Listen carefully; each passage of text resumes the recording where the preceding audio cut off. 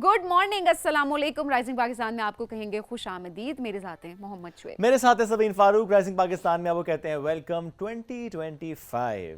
अभी साल जा रहा है, as December is ending very soon, और ऐसे में बहुत सी यादें, दिसंबर की बहुत सी यादें 2025 की, उस पर तो हम बात कर रहे हैं, लेकिन एट द सेम टाइम हमें ये बात भी करनी है कि जो अगला साल आने वाला है उसके लिए हमारी तैयारी क्या है, हमने इस साल क्या किया, इसको रिफ्लेक्ट करना, अगले साल हम क्या करेंगे उस पर हमें सोचना है। बट आज के दिन हमें आगाज़ करना है इस बात से कि कभी कभी क्या आपके साथ ऐसा होता है कि आप कोई काम करने जा रहे होते हैं या कर रहे होते हैं, एकदम से आप ब्लैंक हो जाते हैं, बात करते करते ब्लैंक हो जाते हैं। अम्मी ने कोई काम कहा था तो भूल जाता है, या बेगम ने कहा था फिर तो लाजमी भूल जाता है। ड्राइव करते करते जोन आउट कर जाते हैं। हाँ, और ड्राइव जा करते रहे करते हैं। पता चल जाता कहाँ जा रहे हैं। कुछ लोग ऐसे जोन आउट होते हैं कि दे आर जस्ट ड्राइविंग और वो भूल Yes, जाते हैं कि वो yes, ड्राइव कर रहे हैं। और yes. अक्सर लोगों को मैंने इस पे वीडियोस बनाते हुए देखा है कि वो करते हुए वो एक्सप्लेन करते हैं कि ये हमारे साथ होता है। इनफैक्ट मेरे साथ भी बहुत दफ़ा होता है, एकदम आप फिर जागते हैं, आप कहते हैं ओहो आप तो ड्राइव कर रहे हैं।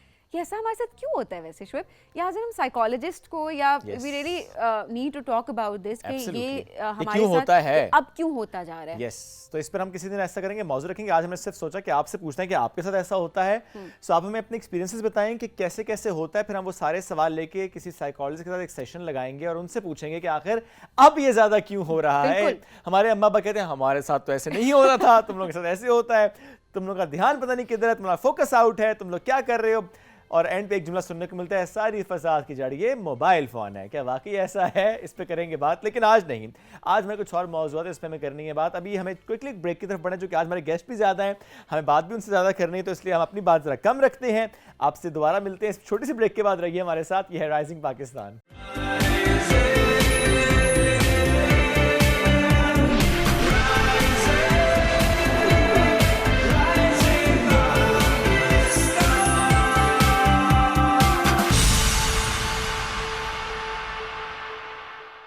Welcome back. राइजिंग पाकिस्तान में एक बार फिर कहते हैं खुश आमदीद। आज हम बात करेंगे डिग्री की, क्योंकि आप अक्सर हमें सुनते हैं कि हम स्किल्स की इंपॉर्टेंस पर बात करते हैं, जो कि ज़रूरी है, आज भी उसका एक हिस्सा ज़रूर है, लेकिन डिग्री की अपनी क्या इंपॉर्टेंस है। ये जो एक राय कायम होती जा रही है ना कि जी दुनिया बदल गई है, अब तो स्किल बेस्ड है, jobs and opportunities and everything, then digital and emerging technologies and everything, लेकिन उसमें एक डिग्री की कितनी ज़्यादा सिग्निफिकेंस है, आज इस मौजू पे हमें गुफ्तगू करनी है। हमें ज्वाइन कर चुके हैं एक ऐसी ज़बरदस्त मेहमान जो कि बहुत अरसा उन्होंने एजुकेशन के शोबे से मुंसलिक नहीं, और अभी पिछले 8-9 सालों से एज एन HR हेड के तौर पर खदमात सर अंजाम दे रहे हैं। तो उन्हें बेहतर पता है कि किस तरीके से वो इंडक्शन के तौर पर, या who is the right candidate for the job, जब आप किसी का इंटरव्यू कर रहे होते हैं या उसकी प्रोफाइलिंग आप कर रहे होते हैं। आतिफा एहसान साहब ने हमें ज्वाइन किया, उनको वेलकम करते हैं। अस्सलाम वालेकुम जी, कैसी हैं आप? वालेकुम अस्सलाम, आप कैसे हैं? अल्हम्दुलिल्लाह बिल्कुल ठीक ठाक। बहुत शुक्रिया प्रोग्राम में ज्वाइन करने के लिए। क्या अब ये माइंडसेट लोगों का ज़्यादा आपको दिखाई दे रहा है कि बस स्किल्स सीख लो, डिग्री तो खैर है? क्योंकि अक्सर हमने देखा डिग्री है, आपके पास स्किल्स नहीं है और फिर इंटरव्यू में आप क्वालिफाई ही नहीं कर पाते। बिल्कुल ऐसे है सबीन, लेकिन अभी भी डिग्री जो है उसकी बहुत वैल्यू है। Degree is the main entry pass for entering into any professional aspect और एनी इंडस्ट्री। जब आप इंटरव्यू के लिए आते हैं तो सबसे पहली जो चीज़ देखी जाती है वो आपकी डिग्री देखी जाती है। एंड ऑफ कोर्स कि once you entered in the profession, then उसके बाद स्किल सेट है जो बहुत मैटर करता है, लेकिन डिग्री को आप बिल्कुल बीच में से एलिमिनेट नहीं कर सकते ना। Degree is the first step, तो फर्स्ट स्टेप के बगैर तो आप सेकंड स्टेप पे जा नहीं सकते। लेकिन आतिफा साहब, पाकिस्तान में जब हम किसी को देखते हैं ना कि अच्छा उसने कोठी बना ली, उसने गाड़ी ले ली, उसने बैंक बैलेंस भी बनाया हुआ है, वो बाहर भी जा रहा है, उसके लाइफस्टाइल, और जब हम देखते हैं कि अच्छा इसके पास डिग्री भी नहीं थी, इसके पास वो स्किल भी नहीं था, हाँ एक्सपीरियंस थोड़ा सा उसने किसी बारे में लिया, बिजनेस किया, जो भी उसने किया, उसने अर्न किया, तो बंदा कहता है यार मैं फिर क्यों इतना टाइम लगा रहा हूँ डिग्री में, मैं इतने साल क्यों लगा रहा हूँ इस यूनिवर्सिटी में, इतनी मेहनत क्यों कर रहा हूँ, सालों की मेहनत एंड खपाई और फिर स्किल, और उसके बाद जॉब, और फिर जॉब में आहिस्ता आहिस्ता ऊपर जा रहे होते हैं। सो ये जो किसी ने विदाउट डिग्री या विदाउट दैट पर्टिकुलर स्किल अपनी ज़िंदगी में अचीव किया होता है, वो कैसे चीज़ों को डिफाइन करता है? देखिए आपकी बात ठीक है शुएब, लेकिन अब पॉइंट ये है कि दोनों चीज़ों का एक बड़ा फाइन बैलेंस लेके, जैसे अभी पहले भी मैंने आपसे कहा कि आपका एंट्री पॉइंट ही आपकी डिग्री है ना। आप एक अगर आपने बिल्कुल हाई स्कूल किया हुआ है या प्राइमरी तक एजुकेशन ली है, but you have got this skills, वो आपके सॉफ्ट स्किल्स को नहीं डेवलप करेगा समहाउ। और आपको जो प्रोफेशनलिज्म में जो चीज़ें रिक्वायर्ड हैं वो आपको डिग्री से ही थोड़ा सा वो कॉन्फिडेंस मिलता है, और डिग्री ही आपको उन चीज़ों में, जिस चीज़ में भी आपने किया हुआ हो, चाहे वो इंजीनियरिंग है, चाहे वो बिजनेस है, चाहे वो आर्ट्स है, उसमें ज़ाहिर है डिग्री की एक अपनी अहमियत है। अभी जो आप बात स्किल्स की कर रहे हैं, आई डू एग्री, फोर्ब्स के जो आया है अभी लेटेस्ट एक आर्टिकल आया है, उसके मुताबिक 97% कंपनीज जो हैं वो स्किल्स को प्रेफर करती हैं। यहाँ थोड़ी सी बात मैं ये करूँगी कि हमारे तालीमी इदारों को भी चाहिए कि वो जो एक डिस्कनेक्ट पैदा हुआ है आपकी जो एकेडेमिया एंड इंडस्ट्री का, और जो आपकी डिग्री और स्किल्स को लेके आप देखें डिस्कनेक्ट है। आज आपका बच्चा जो है वो डिग्री लेके बाहर आ जाता है, लेकिन वो स्किल सेट उसके पास नहीं है। तो अभी भी अनफॉर्चुनेटली हमारे एजुकेशन सिस्टम में बच्चे को रिवॉर्ड किया जाता है बेस्ट क्रैमिंग पे, रोट लर्निंग पे, इसी पे आपकी बोर्ड की पोजीशन, इसी पे आपकी यूनिवर्सिटी में भी आ रही होती है। वो क्या होता है जो पढ़ाए, हाँ, उसको रिप्रोड्यूस, जो बेस्ट रिप्रोड्यूस उसको कर देगा, उसको रिवॉर्ड किया जाएगा विद ग्रेड्स, परसेंटेज। तो ये डिस्कनेक्ट खत्म करने की गोल्ड मेडलिस्ट जो है हमारे, अच्छा इतना CGPA ले लिया तो गोल्ड मेडल और वो सारी चीजें, और फिर जब वो बाकी वो लोग मैंने देखे हैं वो जॉब की तरफ जब जाते हैं तो अनएम्प्लॉयमेंट, ये एक बड़ा सीरियस वो है, एक कंसर्न है जो हमारी सोसाइटी में डेवलप हो रहा है। और जो बड़े हैं, those who are in power, उनको भी सोचने की सबको ज़रूरत है, जितना एजुकेशन सेक्टर में हम सबको सोचने की ज़रूरत है। जो एजुकेशन सेक्टर में मैटर करते हैं, प्राइवेट स्कूल्स हो गए, गवर्नमेंट स्कूल्स हो गए, अदरवाइज NGOs हो गई, कि आप अपने जो आपके थ्रू आउट करिकुलम है उसको इस तरह का रिफाइन करें कि उसके अंदर स्किल्स आएँ, ताकि वो बच्चा जब डिग्री लेके निकलता है तो वो बिल्कुल एक इस तरह का सोल्जर विदाउट वेपन ना हो। सोल्जर विदाउट वेपन की कोई वो नहीं है, वो कहाँ जाके लड़ेगा, वो किधर जाके अपना प्रोफेशनलिज्म में कहाँ अपनी स्पेस वो बनाएगा। तो अभी इंटरनेशनल मार्केट तो ये कहती है, बिल्कुल आपकी बात दुरुस्त है, कि वो कहती है कि स्किल सेट चाहिए।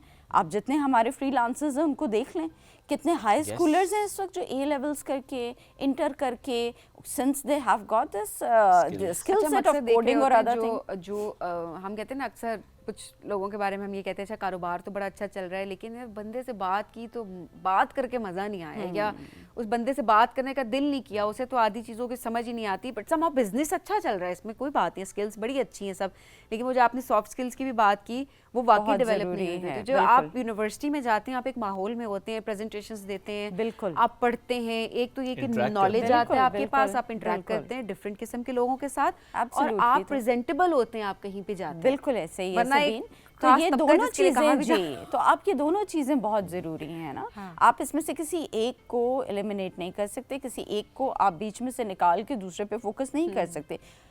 जैसे मैंने पहले स्टार्ट में भी कहा कि आपका जो एक आप किसी भी कहीं पे भी चले जाएं, आपको एक पास चाहिए होता है ना, एंट्री पास चाहिए होता है, उसके बगैर आप नहीं जा सकते। तो आपकी डिग्री आपका वो एंट्री पास है, लेकिन वो आपको लेके आगे तक नहीं चलेगी। आप एंटर हो गए हैं, now comes your skill set. Skill set में भी फिर सॉफ्ट स्किल्स आते हैं, वो स्किल्स आते हैं जो उस इंडस्ट्री को ज़रूरी हैं, फिर आपके डिजिटल स्किल्स बहुत ज़रूरी हैं। अभी आप देखें बहुत से इस तरह के हमने, क्योंकि HR में तो हमारा काम ही रोज़ाना इन चीज़ों का है, हम बहुत से इस तरह के प्रोफेशनल्स देखते हैं who have the degree, who have got excellent soft skills, who have the skills for their particular field जिसके लिए हमें required होते हैं, but at times they lack digital skills. अब आप IT skills are very important. अगर आपको Excel use करना नहीं आ रहा, Word यूज करना नहीं आ रहा, आपको बेसिक चीजें नहीं आ रही, आपको प्रेजेंटेशन, ChatGPT है ना, वो कहते हैं कोई जरूरत ही नहीं है स्किल्स की। हाँ, लेकिन सब कुछ वहां से आएगा। लेकिन मैं आपको बताऊं, ChatGPT also makes a lot of blunders. ChatGPT जो मेरे इस वक्त आपके इस प्लेटफॉर्म से जो मुझे लोग देख रहे हैं, they need to be very careful in using ChatGPT. ChatGPT आपको रेफरेंस बहुत गलत देता है। हाँ, that's very true. और उसके बाद जब आप उस रेफरेंस को करेक्ट करते हैं तो वो आगे से my apologies, my bad, कहते हैं you are correct। जैसे ना कल रात हुआ ये कि मैंने एक फ्लाइट जो मुझे ट्रैक करनी थी क्योंकि वो फ्लाइट डिले थी, सो मैं देख रहा था कि वो जो फ्लाइट है उसका जो एयरक्राफ्ट है इस वक्त कहाँ पे है, चूँकि ज़ाहिर अभी किसी और रूट पे होगा तो मैं उसको चेक करने के लिए मैंने कहा चलो मैं लेट्स ट्राई ChatGPT। तो मैंने उससे पूछा अच्छा ये फ्लाइट है, अब बताओ इसका एयरक्राफ्ट इस वक्त कहाँ पे है, तो उसने कहा नहीं वो तो रास्ते में होगा। तो मैंने जब चेक किया वो रास्ते में नहीं था, वो एयरपोर्ट पे रियाद में खड़ा हुआ था। सो ChatGPT को इन्फॉर्मेशन नहीं है। ChatGPT देखिए AI is still AI और it's not very reliable क्योंकि डेटा सेट अभी लिमिटेड है। विद टाइम चीजें जरूर बेहतर होंगी, लेकिन इस टाइम डेटा सेट लिमिटेड है। अच्छा, क्योंकि स्किल्स पे बात हो रही है, बट मैं और पीछे जाऊंगा, अगेन डिग्री पे ही आऊंगा, और डिग्री से पहले के स्टेप पे आऊंगा कि जब आप एक स्टूडेंट ने ये डिसाइड करना होता है कि अच्छा मुझे किस फील्ड में जाना है, मुझे कहाँ पे नाम बनाना है, तो मेरा पहला स्टेप क्या होना चाहिए। आजकल मसला ये कि एक बज़वर्ड तो है AI, आर्टिफिशियल इंटेलिजेंस, लेकिन अब वो इतनी वास्ट टर्म है कि मुझे AI ठीक है नज़र तो आ रहा है कि AI का फ्यूचर प्रेजेंट में भी उसका इस्तेमाल है, बट मुझे अगर या किसी बच्चे को उसने स्टार्ट करना है, अब वो सिर्फ उस एआई के बज़वर्ड पे नहीं जा सकता, उसे पूरा बैठ के काउंसिल करना है अपने आप को, या किसी से काउंसलिंग लेनी है कि मुझे स्पेसिफिकली किस तरफ जाना है, मेरा पहला स्टेप क्या होगा। तो बताएं ज़रा पहला स्टेप क्या होना चाहिए। बिल्कुल आपकी बात ठीक है शुएब, लेकिन उसमें वही चीज़ है कि हम अगेन एआई और बज़वर्ड एक बना हुआ है, आईटी बना हुआ है, कोडिंग बना हुआ है, ये सारे जितने भी डिजिटल स्किल्स हैं ये बने हुए हैं, बट अगेन हम इस चीज़ को रूल आउट नहीं कर सकते, इस फैक्ट को कि बाकी सारी फील्ड्स भी एग्जिस्ट करती हैं। और ठीक है, एक आईटी जो है वो IT is such a storm जिसने टेक ओवर कर लिया है पूरी दुनिया को। एक ज़ाहिर है ये बज़वर्ड बना है तो ठीक ही बना है, लेकिन इसके अलावा भी इंडस्ट्री है ना जो चल रही है। तो किसी भी फील्ड में आने से पहले, या बच्चा जब अपनी उस डिग्री से पहले उस डिग्री को चूज़ कर रहा होता है, तो 2-3 चीज़ें हैं जो आई वुड रिकमेंड के जहन में रखनी चाहिए। एक तो उसका अपना इंटरेस्ट। देखिए, अगर उसका इंटरेस्ट नहीं है, वो सोशल प्रेशर में आके, अपनी फैमिली के प्रेशर में आके कुछ कर रहा है, तो वो उसको एंड तक शायद ना ले जा सके। जो चीज़ आप इंटरेस्ट से करते हैं उसमें आप एक्सेल भी करते हैं, चाहे वो कुछ भी हो। और ये इस चीज़ में हिस्ट्री में हमने देखा, हिस्टोरिकली देखा, आप अपने इर्द गिर्द देखें माशरे में, एक चाय वाला अगर शौक से रेडी चाय की लगा रहा है ना, वो उसी को लेके इनोवेशन से कहाँ पहुंच जाएगा। तो आपका interest is the first thing. बच्चे का इंटरेस्ट होना चाहिए। Parents should not force their child कि वो उन्हीं की बताई हुई चीज़ को करे, या जो इस वक्त बहुत ज़्यादा वही बज़वर्ड्स बन चुके हैं, या बहुत ज़्यादा सोसाइटी में जिन चीज़ों का बहुत ज़्यादा एक हाइप क्रिएट हुई है, उसी में आपने अपने बच्चे को डालना है। That's not necessary. Not every child is born to be doctor, engineer और लेकिन अब तो इतनी नई फील्ड्स आ गई हैं, अब तो कोई सारे प्रोफेशंस बहुत रिस्पेक्टेबल है हमारे लिए ऑब्वियसली, बट अब वो जो एक होता था ना कि ट्रेडिशनल कि हमें तो यही, हम तो ऐसे ही बड़े हुए हैं कि जी आपने डॉक्टर बनना है, इंजीनियर बनना है, और हमारी जनरेशन को बहुत फाइट करनी पड़ी कि नहीं, और फील्ड्स भी हैं जिनकी तरफ हम जा सकते हैं, क्योंकि हमारा इंटरेस्ट डिफरेंट है। जिनका इंटरेस्ट है वेल एंड गुड, वो तो ऑब्वियसली उन्होंने एक्सेल भी किया उसमें, और they will enjoy starting it, और वो बनने में अपने उस प्रोफेशन को बहुत एंजॉय करेंगे। हमने क्या फाइट किया सबीन, देखो हमारे यहाँ ये होता था कि चूंकि कहा गया इंजीनियर या डॉक्टर, अब जाहिर है हमने कहा ठीक है जो बताया जरा वही होगा, पढ़ना शुरू किया, उस तरह के मार्क्स नहीं आए कि एडमिशन मिलता है एमबीबीएस में, जाहिर है उसका एक बड़ा टफ कंपटीशन होता है। हाँ, इंटरेस्ट भी और प्लस है, अब देखें लिमिटेड सीट्स होती थी ना, तो जब वो नहीं होता था, अच्छा जी अब प्लान बी, तो भाई पहले से प्लान बी सोच लो। और दूसरी चीज ये आप ये देखिए कि एमबीबीएस में कितना आपको वो करना पड़ता है, is it that much rewarding? मतलब मेरी तो अपनी फैमिली में बहुत डॉक्टर्स हैं, और वो जितने मेरे वो नीस नेफ्यूज हैं और जो डॉक्टर्स बने हैं, वो आगे यही बात वो करते हैं कि मतलब it's not very rewarding in terms of like monetary benefits. उसमें भी देखें, मैं ये कहूँगी कि जिन्होंने ग्रो करना था वो इस फील्ड में भी बहुत अच्छे तरीके से उन्होंने ग्रो किया। जो सिर्फ एक जगह पर, वो किसी भी फील्ड की हम बात करें ना, अगर आप लिमिटेड है कि आपको है कि आपने एक जगह बैठ के काम करना है, तो वो तो ऑब्वियसली आपको रिवॉर्ड भी उतना ही मिलेगा ना मॉनिटरी टर्म्स में भी। अब बहुत सारे डॉक्टर्स हमने देखा है वो इंटरनेशनल सर्टिफिकेशंस की तरफ जाते हैं, स्पीकर्स भी बन गए हैं, जो कि कंटेंट क्रिएटर्स भी बन गए हैं। किनकी बात कर रहे हैं? मैं नाम नहीं लूंगा। अच्छा, ओके सॉरी। नहीं, वो अब डिजिटल स्किल्स की बात कर रहे हैं, मुझे समझ आ गई, लेकिन मैं यही बात कर रही हूँ कि जिन्होंने अपने आप को वक्त के साथ, ट्रेंड्स के साथ फॉलो करके अपने आप को बदला, वो आगे जा रहा है। अब हम हर फील्ड की, आप टेक की फील्ड की बात करें, हम कहते हैं कि हर फील्ड अब टेक की फील्ड है, लेकिन टेक्नोलॉजी के पर्सपेक्टिव से भी अगर हम बात करें ना, तो आपने अगर अपने आप को मोल्ड ना किया तो ऑब्वियसली आप ये तो सबीन आपने बड़ी ज़बरदस्त एक ये पॉइंट उठाया है, बड़ी अच्छी बात की है। हमारे सामने ये जो मायोपिक अप्रोच होती है ना कि आप स्टेगनेंट हो जाते हैं अपने ही अंदर, बस अपने आप को ही वो करते हैं और डिस्कनेक्ट हो जाते हैं सोसाइटी के साथ या जो ट्रेंड्स के साथ, आप किसी भी फील्ड में हैं। अब मैं अगर अपनी बात इस वक्त करूं, मैं अगर एचआर में हूं तो मेरी कांस्टेंट लर्निंग है, मुझे अब मैं अपनी डिग्रीज इंप्रूव कर रही हूं, अपने कोर्सेज इंप्रूव कर रही हूं, इसलिए क्योंकि with the passage of time बहुत चीज़ें चेंज हो जाती हैं। बिल्कुल, ऐसे बहुत सी चीज़ें पुरानी हो जाती हैं, ऑब्सोलीट हो जाती हैं। वो क्योंकि डॉक्टर्स की बात इससे पहले हुई, इवन वो डॉक्टर्स जो कि नई रिसर्च पे नहीं अप टू डेट रहते, क्योंकि अब नई टेक्नोलॉजीज, टेक्निक्स, इंटरवेंशंस इतनी ज़्यादा आ रही हैं, तेज़ी के साथ आ रही होती हैं, तो जो नहीं उस पर काम करेगा, जो रिवायती रहेगा, वो फिर पीछे रह जाएगा, लोग उसके पास नहीं जाएंगे। लेकिन जिसने अपने आप को आगे बढ़ाना है, वो फिर देखता है। लेकिन डॉक्टर्स का सिर्फ हम ये कहते हैं ना, उन बेचारों का बड़ा मतलब उनके लिए अपडेट अपने आप को करना बड़ा टफ है। उनकी जो स्टडीज हैं बहुत ज्यादा टफ है as compare to some other field ना। ऊपर से उनकी रूटीन बहुत टफ होती है, उनका जो स्केड्यूल है वो उसको हम जैसे लोग आई डोंट नो हाँ। मैं बात करते हैं, अगर आपका पैशन है तो आप जा सकते हो नहीं, मैं उस पे Exactly, मैं passion जरूर है कहता हूँ, आई डोंट नो क्यों इतनी लंबी लंबी कॉल्स डॉक्टर्स की होती हैं। आई मीन 48 आवर्स की कॉल्स होती हैं। मैं कहता हूँ क्यों ऐसे ही होती है। हैं? जब आप हर जगह जॉब्स पे कहते हैं ना 8 hours job and then you need rest,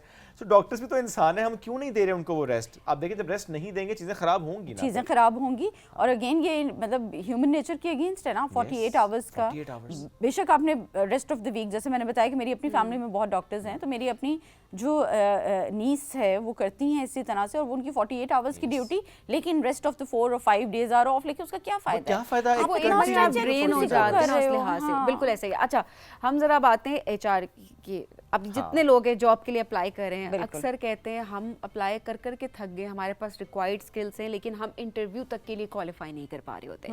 CV जाती है जी पहली एचआर के पास। अब ये थोड़ा सा भाई हमें में पता कुछ है। सीनियर साइड पे कर देते हैं। हाँ, तो अब हमें जरा ये बताएं कि क्या सीवी में कोई क्या कमी होती है, किस तरीके से अपनी सीवी को प्रेजेंटेबल बनाया जा सकता है ताकि एचआर उसको एलिजिबल करके आगे इंटरव्यू प्रोसेस में डाले। अच्छा, थोड़ा सा सबीन, सबसे पहली गलती जो करते हैं ना कैंडिडेट्स, वो ये करते हैं कि उन्होंने एक सीवी बना ली है, वही सीवी वो हर तरफ फ्लोट करे होते हैं। Okay. बहुत बड़ी गलती होती है। आप सबसे पहले जो ऐड आता है उसकी जॉब डिस्क्रिप्शन देखें या टीओआरस देखें, जो भी उसकी टर्म ऑफ रेफरेंसेस हैं, जो भी उसकी जेडीज हैं, ठीक है। आप उनको देख के अपनी सीवी को every time you have to modify.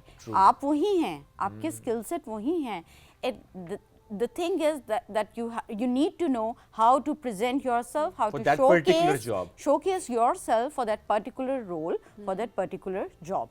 तो आपको उसके हिसाब से वो वर्ड्स डालने होते हैं, आपको अपने हिसाब से वो उस हिसाब से जॉब के हिसाब से चेंज करनी होती है। सबसे पहली गलती तो ये हो जाती है कि एक जो बना लेते हैं ना, फिर वही हर जगह जा रही होती है। Okay. वो एट टाइम्स इररिलेवेंट हो जाती है हमारे लिए, क्योंकि हमने जो जेडीज दी हैं मोर और लेस वो बंदा हो सकता है काम वही कर रहा हो, लेकिन the way that is made, और वो जो सीवी जिस तरह उन्होंने अपनी ड्राफ्ट की हुई है, वो it does not match. Number 2, अब देखें हमारे पास जो होते हैं वो नॉर्मली होते हैं, अब जो सॉफ्टवेयर्स आ गए हैं, एआई आ गया है इसमें, और एप्लीकेंट ट्रैकिंग सिस्टम है ATS, ये इसके थ्रू भी सीवीज को वो किया जाता है, सॉफ्ट उसमें आ जाता है, फिल्टर आ जाता है, उसमें कीवर्ड्स होते हैं, चीज़ें होती हैं।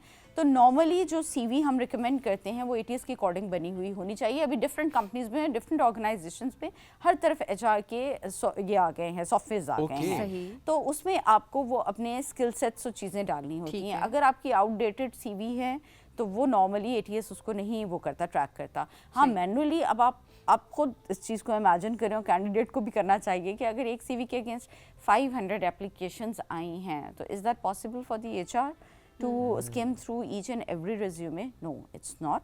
So what do? हम ATS के थ्रू जो ट्रैकिंग हमारा सिस्टम होता है, हम उसके थ्रू हम AI में स्किल वो जो वर्ड्स होते हैं, पर्टिकुलर वर्ड्स होते हैं, वो हम डाल देते हैं, और उसके थ्रू वो CV फिल्टर हो जाती है। या हम लोगों ने जैसे अपना उसमें एप्लीकेशन के वक्त AI इंटीग्रेशन भी की हुई है, जो उन्हीं जो TORs हैं उसके अकॉर्डिंग ही वो एप्लीकेंट का डाटा लेता है, पिक करता है। Okay. तो इससे थोड़ा सा ना ट्रिकी अब होता जा रहा है। तो अगर आपने करना है तो फिर आप यूज करें इंटेलिजेंस भी और आर्टिफिशियल इंटेलिजेंस भी, और उस सीवी को ऐसा बनाएं जो कि उस जॉब के हिसाब से ठीक हो।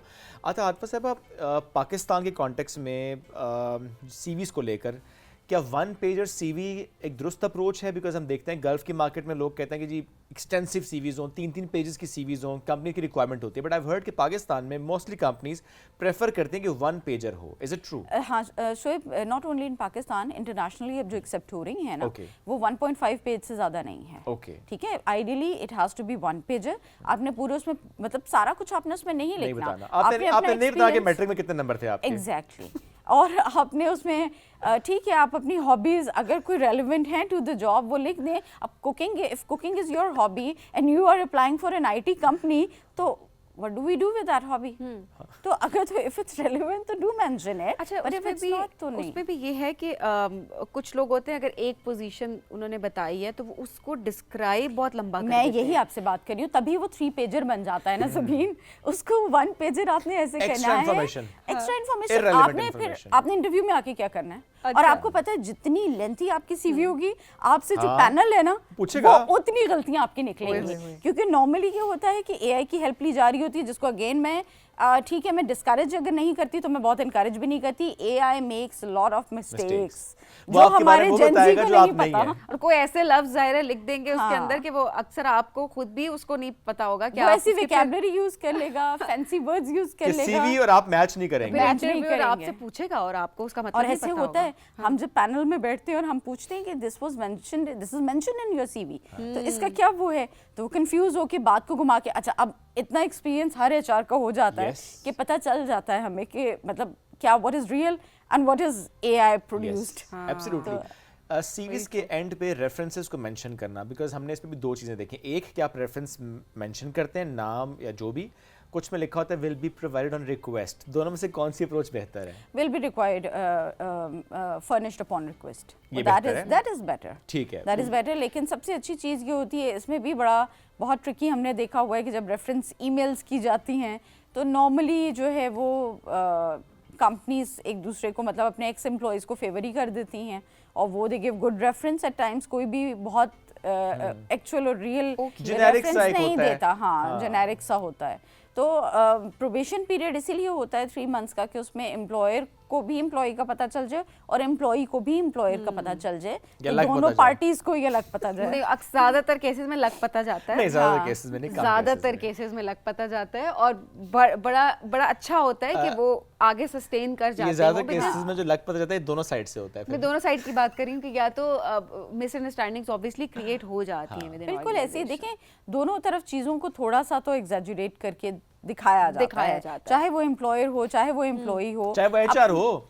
अच्छा, देखिए अब आप HR में मैं इसलिए सवाल करूंगा, वो जिस तरह होता है आप आए तो सही, आप ज्वाइन तो करें, देखना 6 मंथ्स में ये हो जाएगा, वो हो जाएगा, ये चीजें बेहतर हो जाएंगी, एंड देन जिस चीज पे आप आते हैं वहीं पे रुक जाते हैं। एब्सोल्युटली राइट शुएब, लेकिन समहाउ फिर वही बात है कि आप चूंकि जेनेरिक HR की बात कर रहे हैं, मैं generic तो बात कर रहा हूँ। हाँ, तो उसको जाहिर है आपकी बात ठीक है, लेकिन मैं अपने जितने भी इंटरव्यू मतलब लेती हूँ और जितने भी मेरे कैंडिडेट्स होते हैं, I never give them extraordinary रोजी पिक्चर, नेवर। ओके, बहुत अच्छी मैं बात उनको है, बहुत हमेशा अच्छी बात एक्चुअल है। बताती हूँ। मुझे लगता है ये इम्पोर्टेंट भी है। ये बहुत उसकी एक important वजह होता है। अच्छा, ये क्या ऐसे एम्प्लॉय को भी प्रेफर किया जा रहा होता है? आप जो कहते हैं कि मैं जनजी की बात कर रही हूँ और मैं उनका साथ देती हूँ इस बात पे, जो कहते हैं जी हम 9 to 5 या 10 to 5 जो ऑफिस की टाइमिंग से हम उसमें काम करेंगे, आफ्टर 5 हाँ, stretch हम नहीं करेंगे अवेलेबल, अपने आप को। आफ्टर 5 हम अवेलेबल नहीं होंगे।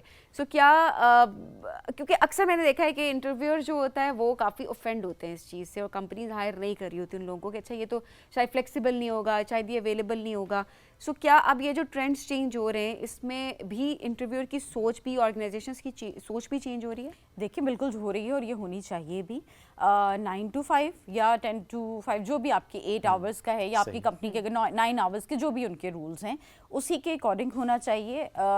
हमें ओवरवर्क को ग्लैमराइज नहीं करना चाहिए, this is wrong. Employ of the month award ही उसको दिया जाता है जो जो ओवरटाइम लगा रहा हाँ, होता this is very unfortunate, this is very unfortunate. हाँ ये है, ये कल्चर प्रिवेल करता है, ये मोस्टली कंपनीज में करता है, हाँ। लेकिन हमें डिस्करेज करना चाहिए इस चीज को। Exactly. आप ये देखें, वर्क लाइफ discourage- बैलेंस नहीं रहता। हाँ, नहीं अगर रहता। आप अपने 8 आवर्स से बियॉन्ड बैठ के काम कर रहे हैं तो इसका Yes. मतलब है आप वो वाला अपनी फैमिली का जो टाइम है ना वो और सेक्रीफाइस आपकी मेंटल हेल्थ जब अफेक्ट हो रही है तो आप प्रोडक्टिव नहीं है, प्रोडक्टिव नहीं है तो उसमें कंपनी का ही नुकसान आपको है। पता है सबीन, जापान में जो है this is legal to have 20 minutes nap with in office time, it's legal. I like it.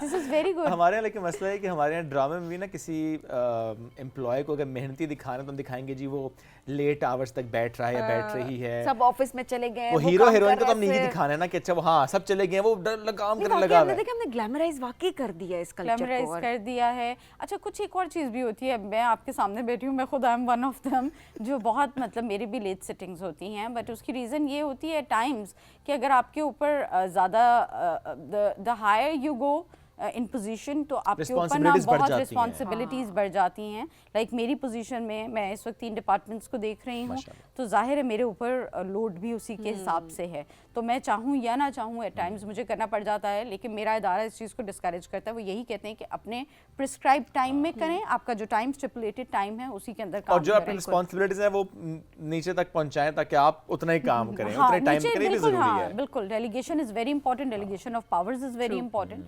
और लेकिन अपनी टीम के लिए हमेशा मेरी कोशिश अपने एम्प्लॉयज़ के लिए होती है, अपने ऑफिस के लिए, कि they should leave on time, और इस चीज़ को, इस कल्चर को प्रिवेल करना चाहिए। और फिर This ये is- लीडरशिप स्किल्स होना भी बहुत बिल्कुल, इंपॉर्टेंट है। बहुत आपका important सबब होती है।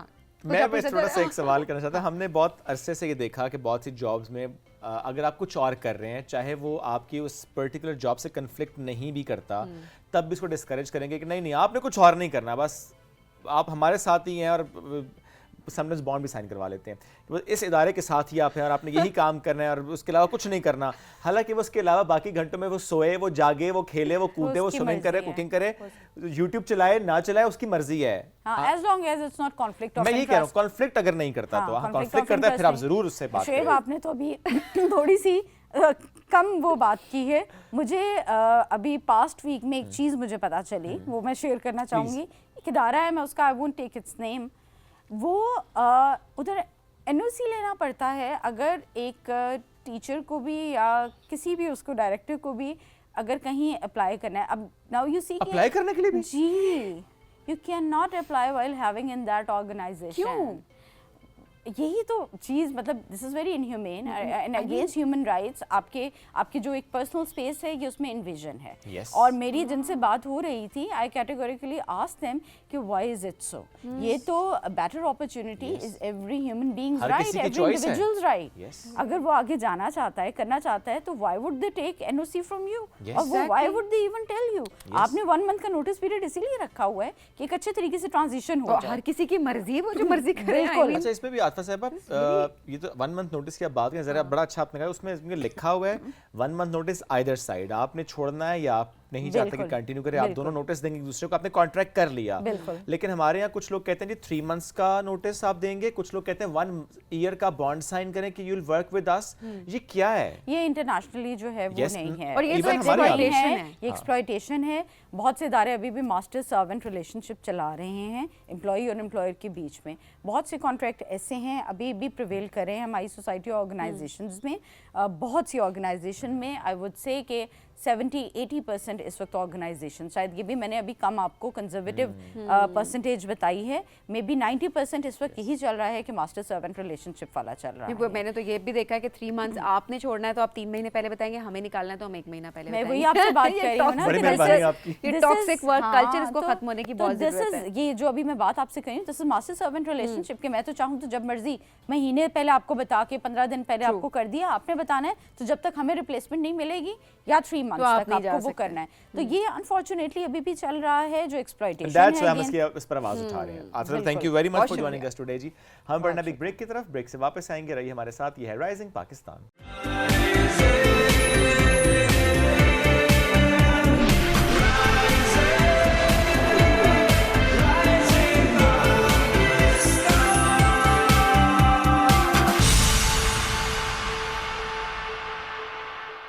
Welcome back. राइजिंग पाकिस्तान में एक बार फिर कहते हैं खुशामदीद। अगर आपने घर में कोई बिल्ली रखी हुई है एज अ पेट, या डॉग रखा हुआ है, या आपको बहुत शौक है कि आप घर में देसी खुराक के लिए आपने मुर्गियाँ रखी होती हैं, कुछ और भी आपने बर्ड्स के साथ आपका बहुत ज़्यादा प्यार है, आपने वो पाले हुए हैं, सो कौन कौन सी एहतियात है जो कि आपने करनी है, आज हम इस मौजू पर गुफ्तगू करेंगे। प्लस पाकिस्तान, हम उसकी लाइफ स्टॉक से मुतालिक भी डिस्कशन करेंगे, चूँकि हम स्पेशली देही इलाकों में देखते हैं कि जहाँ पर लाइफ स्टॉक से हमारी ख़वातीन बहुत ज़्यादा मुंसलिक होती हैं, कि वही उनको हैंडल कर रही होती हैं, उन्हीं की सारी उनके साथ एक कांटेक्ट होता है। तो ऐसे में कौन सी एहतियात है जो कि उन्हें भी करनी होती है, प्लस घर में जनरली भी अगर आपने पेट रखा हो तो कौन सी एहतियात है जो आपने करनी है।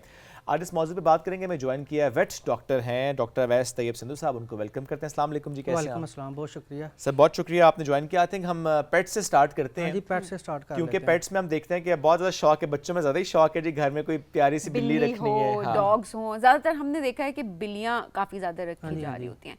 क्या गलतियां हैं आम तौर पे जो हम कर रहे होते हैं? एक तो हम बात करते हैं पहले बिल्ली के ऊपर।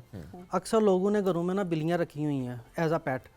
तो जब भी आपने पेट बाहर से लेके आना, तो आपने सबसे पहले उनसे पूछना कि इसका आपके पास कोई रिकॉर्ड मौजूद है, वैक्सीनेशन Vaccination हुई है या डिवर्मिंग हुई है। ठीक है। तो आपने उनके कार्ड से चेक कर लेना, ठीक है। अगर नहीं हुई तो आपने सबसे पहले उसकी डिवर्मिंग करवानी है। अच्छा, ये तो रुझान नहीं है नहीं है, डिवॉर्मिंग का। 3 तो मंथ्स concept- बाद तो बिल्कुल भी 3 नहीं है months बाद तो रुझान। बिल्कुल नहीं। हाँ, लेकिन ये है कि अब वैक्सीनेशन का काफी लोग ख्याल रखते हैं कि वैक्सीनेशन जो है वो कार्ड बन जाता है और वो रेगुलरली लेके जा रहे होते हैं जी। कि बीमारियां ना हो। जी जी बिल्कुल। जब हम कार्ड बनाते हैं ना, उसके ऊपर हम डिवर्मिंग वाला भी लिखते हैं कि डिवर्मिंग इसकी हो चुकी है या नहीं। लेकिन आप कोई भी पेट लेके आए ना, पिछली हिस्ट्री है या नहीं है, आपने कोशिश करनी है उसकी डिवर्मिंग करवा लें। सही। ठीक हो गया। अच्छा डॉक्टर साहब, बिल्लियों के बाल हर जगह गिरे होते हैं। जी जी। हमने देखा है जिसके घर बिल्ली है वो शख्स कहीं पे आ जाएगा, पता चल जाएगा उसको देख के कि अच्छा इसके घर बिल्लियां हैं, वो ऑब्वियसली आप बाल कहीं ना कहीं लगे हुए हैं।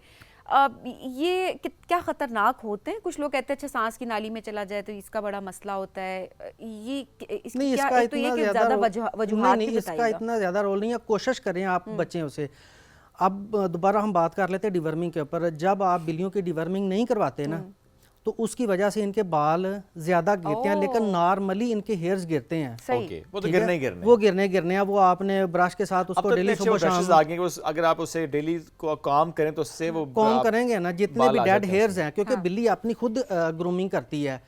उसके जो कान होते हैं, लेग्स के दरमियान वाला हिस्सा, उधर उसकी ज़ुबान वो लिक नहीं कर सकती, ठीक है? उस एरिया में मेट्स बन जाते हैं, तो बिल्लियों को पेन बहुत ज़्यादा होती है, अपनी भी चलने में भी, और फिर वो तंग होती है। तो आपने सुबह शाम कॉम्ब लाजमी करनी है और डिवर्मिंग लाजमी करवा लेनी है।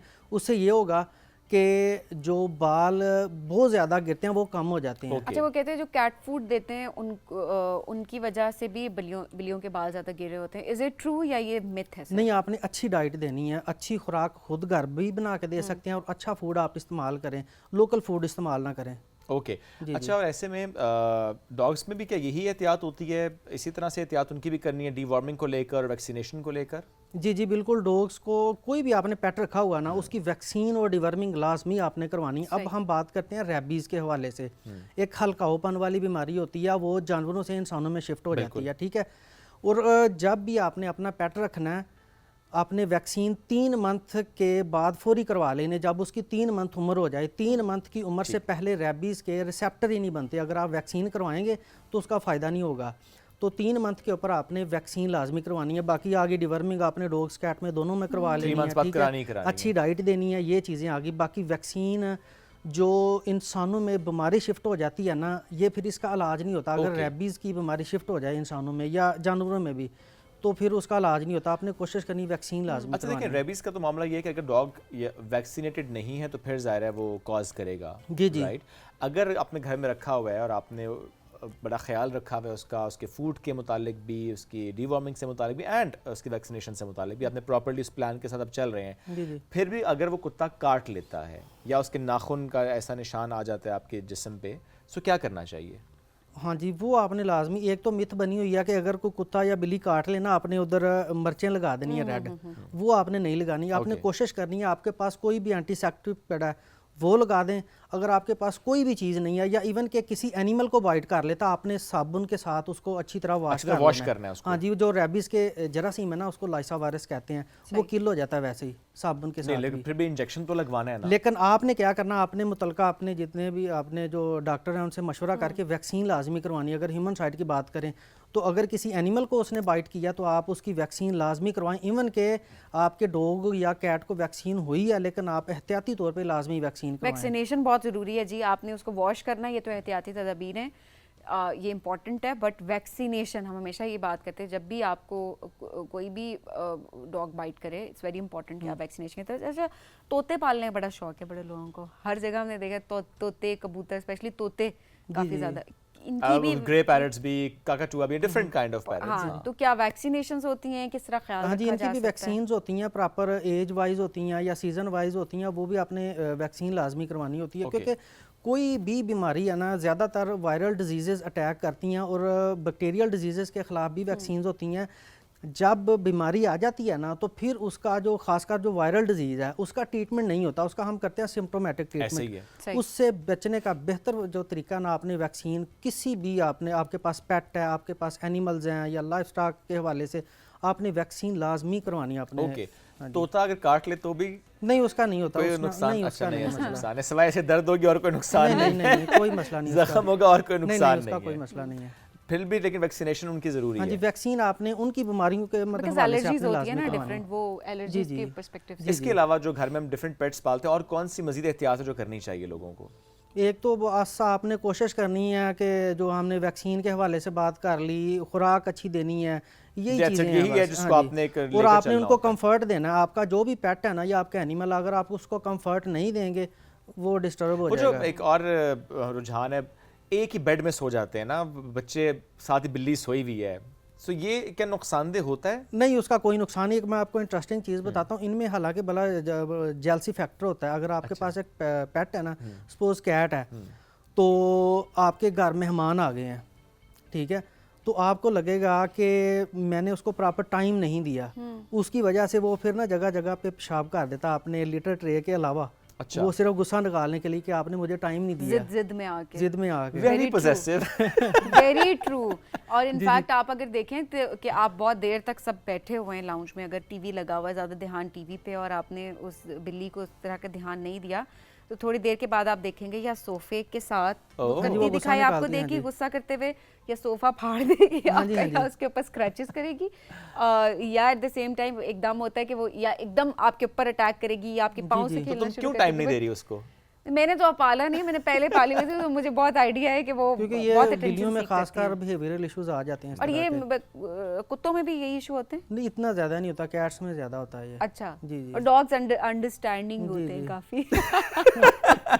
लेकिन वो जब अक्सर वाकयात देखते हैं ना कि कुत्ते ने काट लिया, उसमें ज़्यादातर जब आप उसे इन्वेस्टिगेट करें तो मालूम होता है कि आपने उसे तंग किया होता है या छेड़ा होता है या उसको डिस्टर्ब किया होता है समहाउ, जिसकी वजह से उसने रिएक्शन के तौर पे काटा होता है। ऐसे ही है? ये नॉर्मल डॉग की बात कर रहे हैं। अगर एक डॉग रैबिड हो गया, उसमें हल्कापन वाली जो बीमारियां ना उसके साइंस आ गए हैं, तो वो फिर कोशिश करता है आपको काटने काट की देगा, आपको। आपको पता भी नहीं चलेगा। लेकिन आपने फौरी उसकी वैक्सीन लगवा लेनी। अगर किसी भी बंदे को वो काट लेना, तो आपने ये नहीं सोचना मैं रेड मर्चे लगा लूं या वो कर लूं, फौरी आपने जाके वैक्सीन करवानी है। साबुन से धो लेना या आयोडीन के साथ, किसी भी एंटीसेप्टिक सॉल्यूशन के साथ।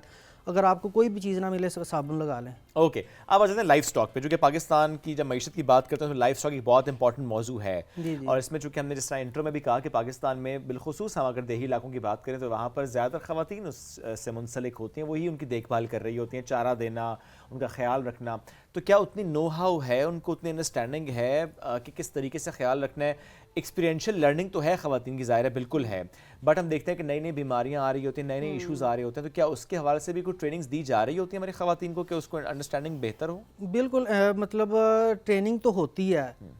जो भी मतलब घर में ख़वातीन हैं, ज़्यादातर वो अपने जानवरों की देखभाल खुद करती हैं, दूध की चुवाई वो खुद करती हैं, ठीक है, चारा खुद डालती हैं, क्योंकि ज़्यादातर जो मर्द हज़रात हैं वो मज़दूरी के लिए या अपनी नौकरी के लिए बाहर चले जाते हैं। तो उस हवाले से अगर हम बात करें ना थोड़ा सा बैकवर्ड एरिया की, तो उधर इतनी ज़्यादा, क्योंकि मोबाइल का इतना दौर नहीं है, तो उनमें एजुकेशन की बहुत ज़्यादा कमी है लाइफ स्टॉक के हवाले से। तो अगर हम बात करें दूध की, तो दूध की जो पैदावार है ना उसको हम बढ़ा सकते हैं। अपनी मैशियत में वो भी इजाफा हो सकता है, ठीक अभी है। भी हम कोई 4th 5th नंबर पे आते हैं दुनिया में प्रोडक्शन ऑफ मिल्क। हाँ जी। तो जो हमारे जानवरों की जो एवरेज मिल्क प्रोडक्शन है ना, उसमें हम बेहतरी किस तरह के लेके आ सकते हैं? मेन चीज़ आ जाती है काऊ कंफर्ट। काऊ कंफर्ट की अगर हम बात करें, उसमें उसकी हाउसिंग आ जाती है, उसके रहन सहन आ जाता है, उसको आपने किस तरह का माहौल दिया है, साफ़ सुथरा माहौल दिया। अगर सपोज़ आजकल सर्दियाँ, तो आपने माहौल उनको गर्म और साफ़ सुथरा दिया है। अगर हम गर्मियों की बात करें तो हवादार और खुश्क आपने माहौल दिया, साफ़ सुथरा, ये आ गया।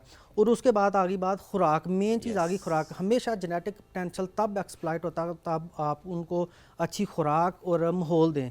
तो अगर आपका एक एनिमल है वो 10-20 लीटर वाला मतलब है उसका पोटेंशियल, अगर आप उसको माहौल और खुराक अच्छी नहीं देंगे तो वो अपना जेनेटिक पोटेंशियल कभी भी एक्सप्लॉइट नहीं कर सकता। हमने देखा है, मैं लास्ट मंथ गया एक गांव में, तो वहाँ जाके मुझे किसी ने बताया कि बड़ा सिंपल फार्मूला रखा हुआ है कि इतना अगर उसे चारा वंडा है जो भी उसे खिला रहे हैं, अगर उतना वो खाएगी तो उतना दूध वो देगी। ये इसका कोई वाकई रिलेशन होता है? इसका अगर हम बात करें ना, अपने जो लोकल एनिमल्स हैं उनकी एवरेज तो इतनी ज़्यादा नहीं है, 6 से 8 लीटर मैक्सिमम है, या बहुत एलीट एनिमल है उसकी अलग बात है। और जो अगर हम बात करें बफलो की, बफलो में तकरीबन 10-12 लीटर है। ज़्यादा दूध वाले भी हैं, लेकिन एवरेज की बात हम कर रहे हैं। तो लेकिन अगर हम बहुत ज़्यादा उसको मतलब खिलाएंगे चारा, वंडा बहुत ज़्यादा देंगे, तो हमारा खर्चा ज़्यादा होगा, at the and net profit हमें नहीं होगा। जितनी उसकी रिक्वायरमेंट है हमने फीड फार्मूलेशन देनी है, या मतलब उसको वंडा देना है या उसको चारा देना, उसकी रिक्वायरमेंट के हिसाब से जब भी हम कैलकुलेशन करते हैं ना, तो हम देखते हैं कि इसका इतना दूध है, इसकी सेहत कमज़ोर है या ज़्यादा मतलब मोटी है, तो उस हिसाब से हम कैलकुलेशन करके उसकी रिक्वायरमेंट के हिसाब से देते हैं। जो देखभाल कर रहे होते हैं वो जितना उनका कनेक्शन डेवलप हुआ होता है, वो बड़ा अंडरस्टैंड कर रहे होते हैं कि कितनी खुराक ज़रूरी है, कितनी नहीं है, वो उनकी एक नेचुरल कैलकुलेशन जो है वो हम नेचुरल देख रहे थे, वो भी कैलकुलेशन चल रहे बिल्कुल होते होती है। वो अपने तौर पे ना चारा डाल देते हैं, उसको में कैलकुलेशन नहीं करते। उनकी अपने जानवर के साथ इतनी ज़्यादा मोहब्बत Connection होती है, वो नहीं करते। ठीक है, उनको पता कि 2-4 लीटर या 5 लीटर दूध आ गया, वो हमने कुछ आधा खुद इस्तेमाल कर लेना, आधा हमने सेल कर लेना, वंडा या जो भी हमने खा लेनी है वो उसी से ले लेते हैं। ठीक है, उस हवाले से अगर हम बात करें, आप अपने जानवरों की अगर खुराक अच्छी कर लें तो दूध भी बेहतर हो जाएगा। और दूसरी मेन चीज़ आ जाती है, हम मोटी मोटी चीज़ें आपको बता देते हैं कि अगर हम उनमें इम्प्रूवमेंट ले आएँ तो हमें जानवरों की जो बीमारियां हैं उसमें भी कमी आएगी, immunity बेहतर हो शराब जाएगी। में भी कमी आएगी, दूध बेहतर होगा। At the and life stock की इंडस्ट्री है वो तरक्की करेगी। अच्छा, क्या दूध की पहचान भी बता सकते हैं आप? क्योंकि ज़ाहिर है ये बड़ा एक कॉमन क्वेश्चन होता है हमारा कि जी आज दूध ठीक नहीं है, आज दूध में पानी ज़्यादा लग रहा है, आज दूध में मलाई नहीं आई। सो बड़े मसले होते हैं लोगों को ना दूध को लेकर। सो क्या इस पर कोई गाइडेंस दे सकते हैं कि कैसे मालूम होता है अच्छा कि अच्छा दूध है? अच्छा दूध एक तो खुद आपको ऑर्गेनो एक टेस्ट होता है, उसमें हम चेक कर लेते हैं थोड़ा सा पी के टेस्ट करके, अच्छा। उसके फ्लेवर से। ठीक है, बाज़ाहिर तौर पे एक बंदा उसको पता चल जाता है। अगर आपने टेस्ट करवाना है, एक होता है मिल्क फैट और LR लैक्टोमीटर रीडिंग, इससे आपकी जो दूध की जो क्वालिटी है ना वो चेक हो जाती है कि उसमें फ़ैट 3.5% है या 4% है। ठीक है, LR जो है ना नॉर्मली अगर हम बात करें तो ये तकरीबन 26-27 से प्लस ही होनी चाहिए। ठीक है, अगर उसमें पानी ज़्यादा आ जाएगा तो LR हम चेक करेंगे तो वो 20-22, 21-22 होगी। उससे मालूम हो जाएगा कि दूध में कितना पानी दूध में मिलाया पानी आ गया। और अगर हम बात करें फ़ैट की तो फ़ैट भी कम हो जाएगी। फ़ैट तकरीबन 3.5 से 4.5-5। अगर हम बफलो की बात करें तो बफलो में 6 तक भी होती है। जी जी। अच्छा, और इसमें थोड़ा सा ये भी बताएं कि जब हम जानवरों की बात करें, उनकी देख रहे हैं कि आपने बफेलो की बात भी की, आपने काऊ की बात भी की। आजकल पाकिस्तान में बल्कि कुछ सालों से हम देख रहे हैं ऑस्ट्रेलियन काऊ का बड़ा चर्चा है कि ऑस्ट्रेलियन काऊ, उसका मिल्क और उसकी जी अफादियत ज़्यादा है। What's the myth behind this, या रियलिटी है ये? अच्छा, ये जनरली हम बात करें ना, हम फ्रीजन कह देते हैं, फ्रीजन काउज। ऑस्ट्रेलियन फ्रीजन आ जाती हैं, डच फ्रीजन आ जाती हैं, अमेरिकन फ्रीजन आ जाती हैं। तो इनकी जो दूध की पैदावार है ना वो बहुत ज़्यादा होती है। अच्छा। ठीक है, 60 लीटर तक आराम से दूध 60 लीटर पर डे? जी जी बिल्कुल दे देती हैं। ओके, तीसरी लैक्टेशन में अगर हम बात करें ना अमेरिकन एनिमल्स की या 60 लीटर पर डे, ये तो बड़ा हाँ जी, जबरदस्त business है। मतलब 3 दिन चुवाई करते, मतलब दिन में 3 टाइम चुवाई करते हैं हम हर 8-8 घंटे के बाद। उनकी खुराक जो है ना वो बहुत ज़्यादा हैवी होती है। ओके। वंडा, खुराक, साइलेज, ये सारी चीज़ें होती हैं ना बड़ी डेंस होती हैं। और बात रही अकेली खुराक की नहीं है, उनका जेनेटिक पोटेंशियल है ना वो इतना है कि वो दूध दे देती हैं। मतलब पहली लैक्टेशन की अगर हम बात करें ना 35 लीटर 40 लीटर तक मतलब अपनी पीक में दे देती हैं। तो तीसरा जो मतलब अगर हम बात करें ना पैटी की, थर्ड लैक्टेशन में वो 60 लीटर आराम से दे देता एलीट एनिमल जो ये फ्रीजन है। ओके। लेकिन Such a एक great इसका business idea। जी जी अगर आपने करना है जी, शहर में जरा करना मुश्किल होता है, बट अगर शहर के आसपास कोई farms इलाका होते है, हैं, हाँ आपके शहर पास के कोई जरा इलाका है तो why not? सबब्स में बाकी आप कर सकते हैं। We can think about it. Lastly कोई मैसेज आप देना चाहते होंगे? आप जरा आप क्लोजली जुड़े हुए हैं, बहुत चीज़ें आप देख रहे होते हैं, कोई मैसेज जो आप देखना चाहते हो स्पेशली जो लाइफ स्टॉक से जुड़े लोग हैं हमारे? एक तो मैं आपको कहूँगा कि जब एक एनिमल बच्चा दे देता है ना तो लोग कहते हैं कि जब तक ये जेर ना फेंके तो हमने इसकी चुवाई नहीं करनी, बच्चे को दूध नहीं पिलाना। तो जितना हम लेट करेंगे बच्चे में जो इम्यूनिटी है ना वो नहीं बनेगी। अगर 24 घंटे के बाद हम उसको दूध पिलाएंगे उसमें इम्यूनिटी बनेगी नहीं। एक तो आपने कोशिश करनी है जेर जानवर फेंके ना फेंके, आपने फौरी उसको दूध पिला देना, बोली जो फर्स्ट कोलोस्ट्रम होता है। ठीक है। दूसरा आपने जो मिथ बनी हुई है ना कि हमने मतलब अगर एक एनिमल ने रैबिड डॉग ने हल्का ओपन वाले कुत्ते ने आपको बाइट कर लिया, आपने मिर्चें लगा लेनी है, वो नहीं करनी। आपने कोशिश करनी है वैक्सीन लगानी है। ठीक है। और एक और जो मेन चीज़ है ना कि आपने हमेशा कोशिश करनी है अपने जानवरों को अच्छा माहौल देना, अच्छी खुराक देनी है ताकि आपका जो जानवर है ना वो सेहतमंद रहे। और अपने वैक्सीन लाजमी करवानी है अपने जानवरों को। साल में अगर आपके पास गाय भैंस है या बफलो है तो आपने उनको मुंह खोर हो गया, चौड़े मार, इनकी वैक्सीन लाजमी करवानी है, या गलगोटों की, ताकि आपके जानवर को अगर वैक्सीन हो जाएगी तो वो बीमारियां नहीं आएंगी, शरह मवाद कम होगी। डेफिनेटली हमारी जो डेयरी इंडस्ट्री है, लाइफ स्टॉक इंडस्ट्री है वो तरक्की करेगी। Absolutely, जानवरों का बहुत ज़्यादा ख्याल बहुत रखें। शुक्रिया जी जी, बहुत प्रोग्राम में हमें शुक्रिया। ज्वाइन करने के लिए। बड़ी ज़बरदस्त एक इन्फॉर्मेशन हमें मिली है, बिकॉज अमूमन इन टॉपिक्स पे हम बात नहीं कर रहे होते, स्पेशली ख़वातीन से मुतल्लिक कि उनके लिए कितना इंपॉर्टेंट है कि वो एहतियात करें, क्योंकि वाकई गाँव देहात में हम कहीं भी जाकर देखते हैं तो ख़वातीन ही हैं जो कि जानवरों का ख्याल रख रही होती है, तो उनकी अपनी सेहत कितनी इंपॉर्टेंट है। एनिमल घर में पेट्स का भी वो ख्याल रख रही होती हैं। एग्जैक्टली। नाज़रीन, बढ़ेंगे एक ब्रेक की जानिब, स्टे विद अस।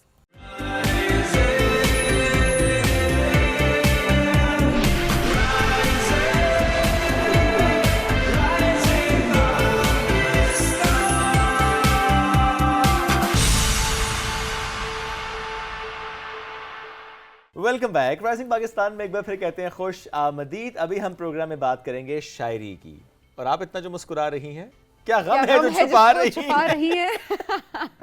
नहीं, मैं मुस्कुरा इसलिए नहीं क्योंकि एक्चुअल खुशी है ये, बिकॉज एक रौनक लग जाती है जब कोई ऐसी शख्सियत प्रोग्राम में हमारी, और सभी का फेवरेट सेगमेंट होता है, फेवरेट सेगमेंट होता है। अगर शायरी अच्छी हो तो यकीनन फेवरेट सेगमेंट होता है, और मज़ाहिया शायरी हो तो जाहिर सी बात है उसको हम सब एंजॉय कर रहे होते हैं। सुबह सुबह हंसने का वक्त होता है, हंसते मुस्कुराते अपनी सुबह का आगाज़ करें, और आज हमने यही सोचा है कि एक ऐसे शायर को दावत देते हैं जो कि मज़ाहिया शायरी बहुत अच्छी और बहुत बेहतर अंदाज में। हालांकि उनका आगाज मज़ाहिया शायरी से नहीं नहीं हुआ था। हुआ था, 1998 में जो उनका पहला शेरी मजमुआ जो आया, जो किताब उनकी आई ज़रा देर ठहर जा, लेकिन शायद उसके बाद उनकी शादी हो गई, फिर उसके बाद उन्होंने शायरी तंज़ो मज़ाक ये इन्होंने एडिशन किया, ठीक है जी। Let me ask this question to him. Nadeem Azhar sahab is with us, उनसे उनको वेलकम भी करते हैं, सवाल भी करते हैं। नदीम साहब अस्सलाम वालेकुम, क्या हाल है? वालेकुम सलाम। 1998 में आया था आपका संजीदा शायरी पर मजमुआ, राइट? फिर क्या हुआ?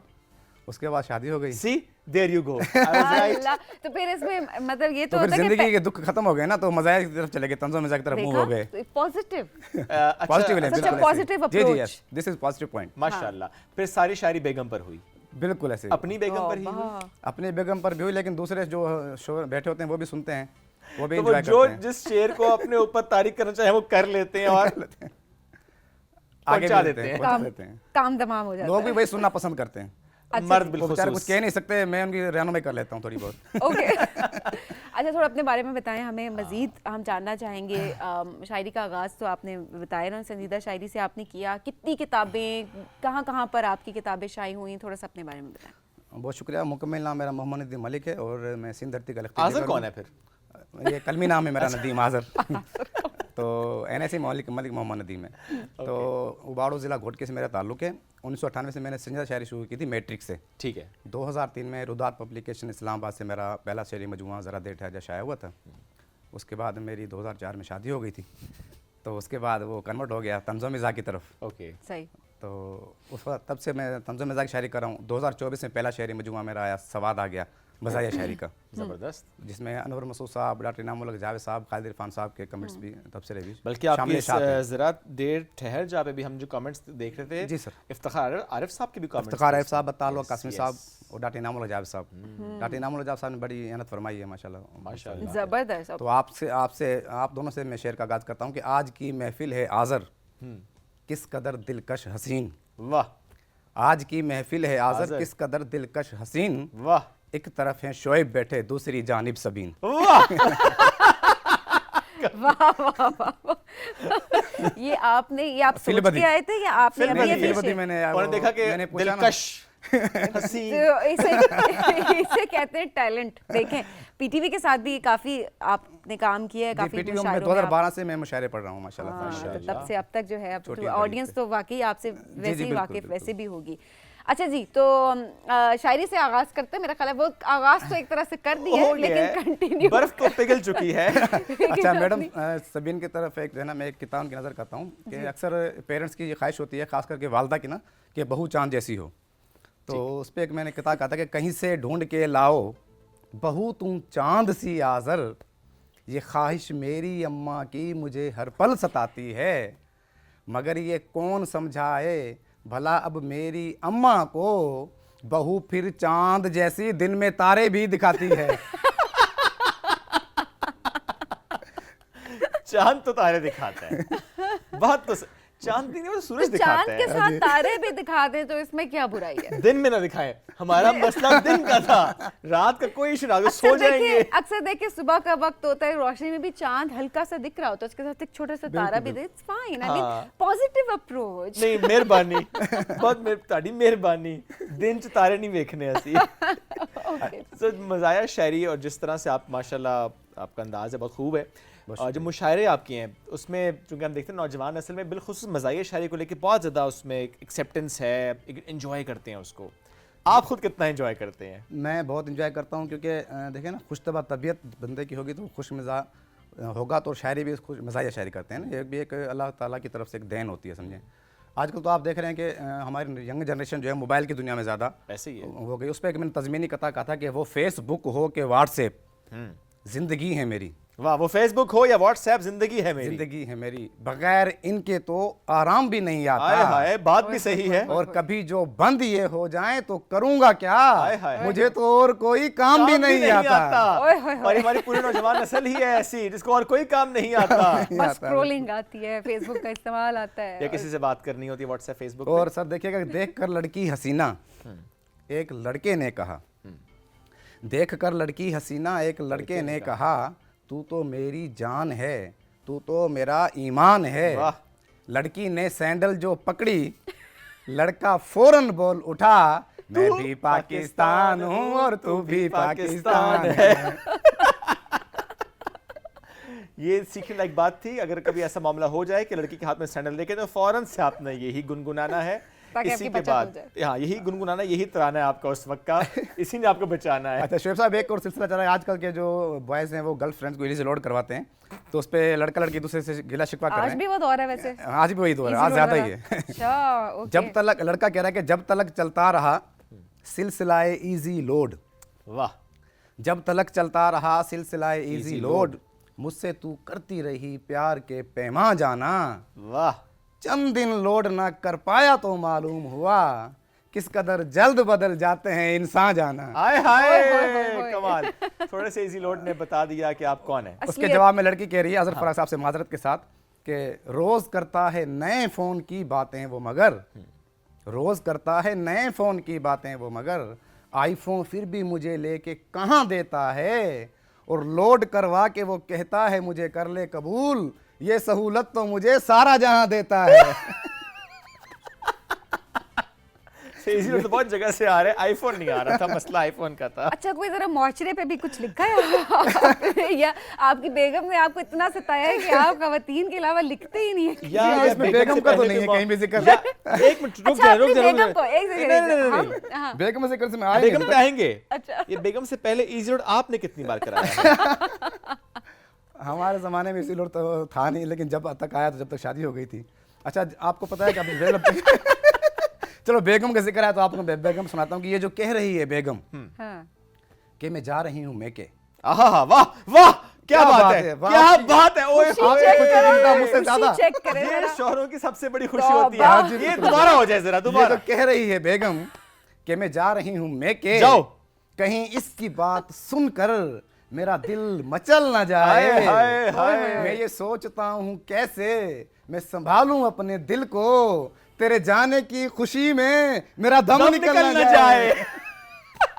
तौबा। लेकिन इन दोनों की खुशियां और ये सारे शेर एक जगह थे। ये शेर जो है नदीम साहब, ये एक ये जगह पे सबसे था। ऊपर बहुत था। शुक्रिया, बहुत शुक्रिया। ये और हर यूं उस ही- शोहर के लिए जिसकी ये ख्वाहिश होती है कि नहीं, बेगम ये जरूर तो- मैके जाए। बहुत शुक्रिया। और ये यूं तो ही बहुत दिल लुभाने का क्या फायदा है। सही बात थोड़ा है। आगे चलते हैं ना, हाँ, इस हाँ। टॉपिक पे। यूं ही दिल लुभाने का क्या फायदा है, कि खुशियां मनाने का क्या फायदा है, यहाँ पर वो सहती नहीं दूसरी को, तो 70 पटाने का क्या फायदा फायदा है। है। और सुना है कि बीवी वहां पर भी होगी, तो जन्नत में जाने का क्या फायदा है। हाँ, आप दोनों तो बहुत ही सताए हुए हैं, मतलब सिर्फ हम दोनों? आप जमाना दोनों सताया हुआ है। extra- जमाना सताया हुआ है। ये तो ऑल पाकिस्तान हस्बैंड एसोसिएशन से पूछे आप। ओह गॉड। वो भी आपको यही बताएंगे। वो तर्जुमानी करेंगे पूरे पाकिस्तान के हस्बैंड्स की। तर्जुमानी करें। अच्छा जी, और इरशाद। जी अच्छा, एक शेर है कि देखा शादी हाल में जब, इसका अनुमान है यूटर्न। जी। देखा शादी हाल में जब जाने जाके बाप को, देखा शादी हाल में जब जाने जाके बाप को, बोला जाने जहाँ से बाजी खाना ला दूं आपको। बोला जाने जहाँ से बाजी। उस वक्त यही मुनासिब था। जी बिल्कुल। और पटाखा तू थी जाने जहाँ, पटाखा तू थी जाने जहाँ तेरे अब्बा तो बम निकले, पटाखा तू थी जाने जहाँ तेरे अब्बा तो बम निकले, जो पकड़ा तुझसे मिलने पर हमारे पैचो खम निकले, हाय हाय हाय। और पड़े डंडे जो तेरे बाप के हम पर तो दम निकले, बड़े बेआबरू होकर तेरे हम तेरे कूचे से कूचे से हम निकले। निकले। मैं हूं तेरा दीवाना, टीचर को मत बताना।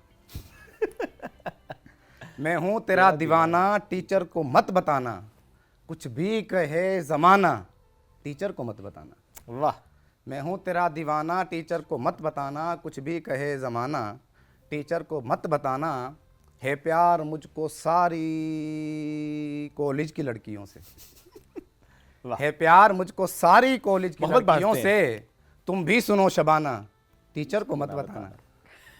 तुम भी सुनो शबाना, टीचर को मत बताना, और करता नहीं मैं शादी, है शौक बस ये मेरा, करता नहीं मैं शादी, है शौक बस ये मेरा, ये लड़कियां पटाना, टीचर को मत बताना। और दौराने लेक्चर वो करना तुझे इशारे, दौराने लेक्चर वो करना तुझे इशारे, वो सीटियां बजाना, टीचर को मत बताना। और करते हैं सर हमारे हंस हंस के मिस्से बातें, ओह, करते हैं सर हमारे हंस हंस के मिस्से बातें, उनका है दोस्ताना, टीचर को मत बताना। उनका है दोस्ताना, टीचर को मत बताना। और सपना के साथ मिलकर मैंने क्लास में कल गाया था वो जो गाना, टीचर को मत बताना। वाह, और कॉलेज के गेट 1 पर मुझको पड़ी थी फेंटी, आया था याद नाना, टीचर को मत बताना। और आज़र की उल्टी सीधी ये हरकतें हैं सारी, है अर्ज मोदबाना, टीचर को मत बताना। मैं हूँ तेरा दीवाना, टीचर को मत बताना, कुछ भी कहे जमाना, टीचर को मत बताना। और आई होप के आज़र टीचर का नहीं था दीवाना। नहीं ये मेरा ख्याल है तो अपनी अपने एक्सपीरियंसेस बड़े इन्होंने शेयर किए हैं यहाँ पे। उन्मान I don't know who is Shabana then. Never know, ऐसे कुछ शबाना और आई डोंट नो। अच्छा जी, जी, दिसंबर बीवियां से दो मुझे- हैं, बीवियां दो हैं, बड़ी हिम्मत है। दुआ और तमन्ना यारब, आगे भी देखिएगा हिम्मत। बीवियां दो हैं, दुआ और तमन्ना यारब, तीसरी शम्मा से शादी हो खुदाया मेरी, और तीनों रहें आपस में रवादारी से, लपे आती है दुआ बन के तमन्ना मेरी। अल्लाह। मामला 4 तक भी जा सकता था, लेकिन हमने यहीं पे इत्तेफा किया। जी जी बिल्कुल बिल्कुल अभी मेरा ख्याल है इनकम्प्लीट होगी ना उनकी शायरी। अच्छा सर, अभी उसको अस्पतालों में complete आप कर देखते लेंगे। हैं कंप्लीट नहीं है। नहीं, अस्पतालों में देखते हैं कि आप पेशेंट जाते हैं तो वहाँ पर एक मैंने कथा कहा था कि हड्डी टूट गई थी एक मरीज की, तो बेचारे की कि मेरी हादसे में जो टूटी थी हड्डी, मेरी हादसे में जो टूटी थी हड्डी, महारत से सर्जन ने वो जोड़ दी है। वाह, और रिसेप्शन पे बिल जो मिला मुझको आज़र, तो उस बिल ने मेरी कमर तोड़ दी कमर है। तोड़ दी है, बात तो सही है। तो उस बिल ये ने भी मेरी होता है। कमर तोड़ दी है। अब जबरदस्त। कोई दिसंबर में भी शायरी की, क्योंकि हम देखते हैं ना दिसंबर बहुत ज़्यादा शायरी हुई है, लेकिन अब शायद दिसंबर में ना वो बारिशें हैं, ना वो मौसम है, ना शायद महबूब है, ना वो शायरी है। तो दिसंबर में असल में क्या है कि संजीदा शायरी में तो वो तो लोग कहते हैं, लेकिन मिज़ाह में इसका कम इस्तेमाल किया गया है। ओके, तो मैं आपको एक दूसरा कलाम सुना देता हूँ प्लीज प्लीज। जरूर। कि जब कमारे थे आपकी तरह, जब कमारे थे तो कुछ इतने हंसी थे आज़र, जब कुमारे थे तो कुछ इतने हंसी थे आज़र, सब ये कहते थे तेरे नक्श गुलाबों में मिलें, हाय हाय, और बाद शादी के बना हुलिया है टाइट ऐसा, जिस तरह सूखे हुए फूल किताबों में मिलें।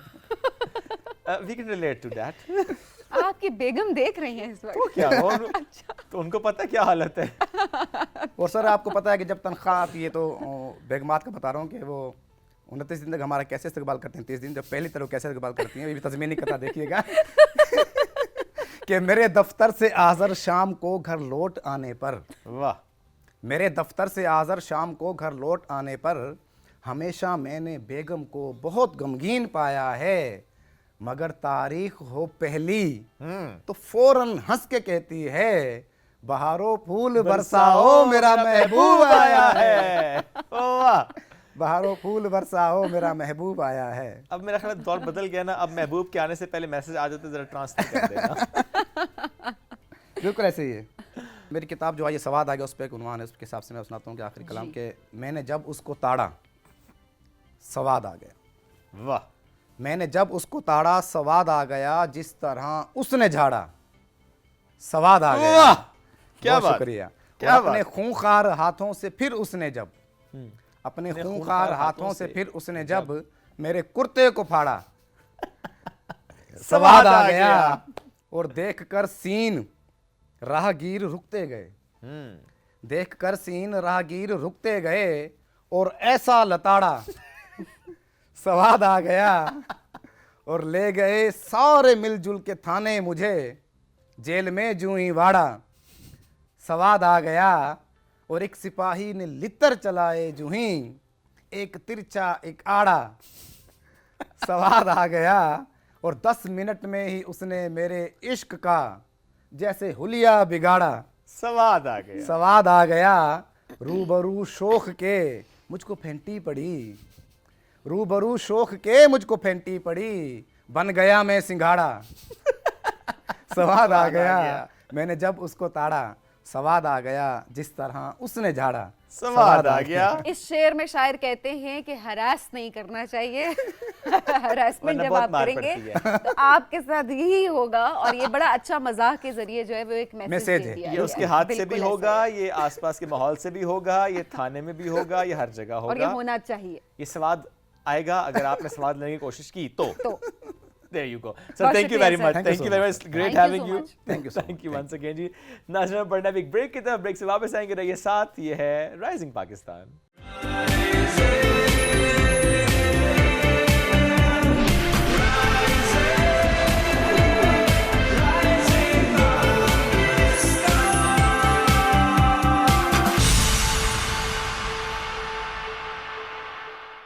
वेलकम बैक जी। राइजिंग पाकिस्तान में आपको कहेंगे खुश आमदीद। अब ज़रा बात करते हैं तालीम के हवाले से, कितने इम्पोर्टेंट है इस पर तो हम हमेशा बात कर रहे होते हैं, बट आज इस बारे में बात करेंगे कि क्या बुनियादी गलतियां हैं जो हम सब कर रहे होते हैं।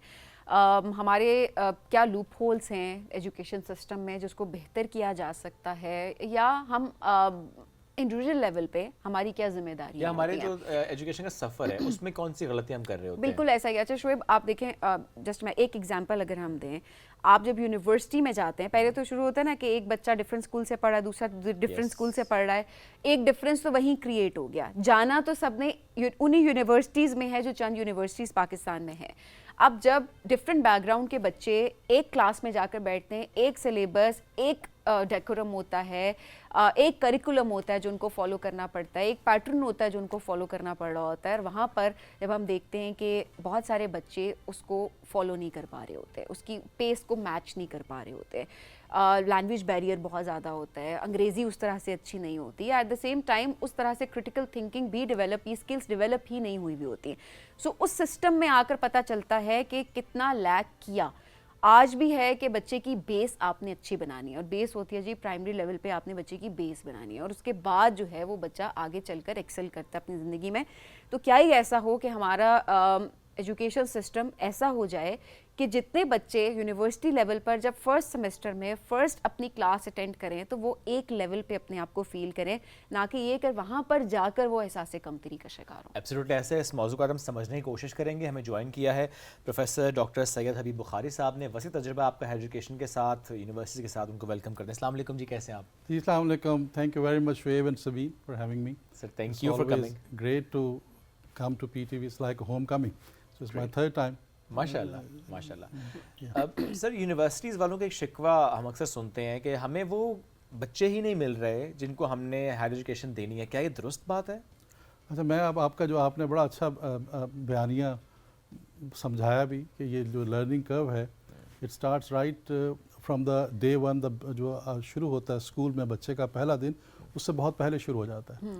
The process as a matter of fact starts when the baby is in utero, preterm जिसे आप कहते हैं ना जी, बिफोर इवन ही और शी इज़ बीइंग बॉर्न। यहाँ पे हमारी जो रूरल इकोनॉमी है फॉर एग्जांपल, वे द ना एक junk of population comes from that area ना, बहुत बड़ी तादाद है जो मुख्तलिफ स्कूल सिस्टम से आते हैं, और उनमें जो इस वक्त माँ और बच्चे की सेहत है वो बड़ी बुनियादी उसका किरदार है। और माएँ when they are working with the poultry, जो लाइफ स्टॉक, घर घर की एक रूरल इकोनॉमी का 10 पोल्ट्री है, लाइफ स्टॉक है, तो they working with these animals very closely, और as a result of that उसके नतीजे में अगर इनके पास कोई सैनिटेशन, हाइजीन और बेस्ट प्रैक्टिसेस की एजुकेशन ना हो तो इसका फ़ायदा जितना न्यूट्रिशन की फॉर्म में होना है उससे ज़्यादा नुकसान हो जाता है because when they are taking care of a child at a very early age, पहले 2000 दिन है बेबी के, वो बहुत है।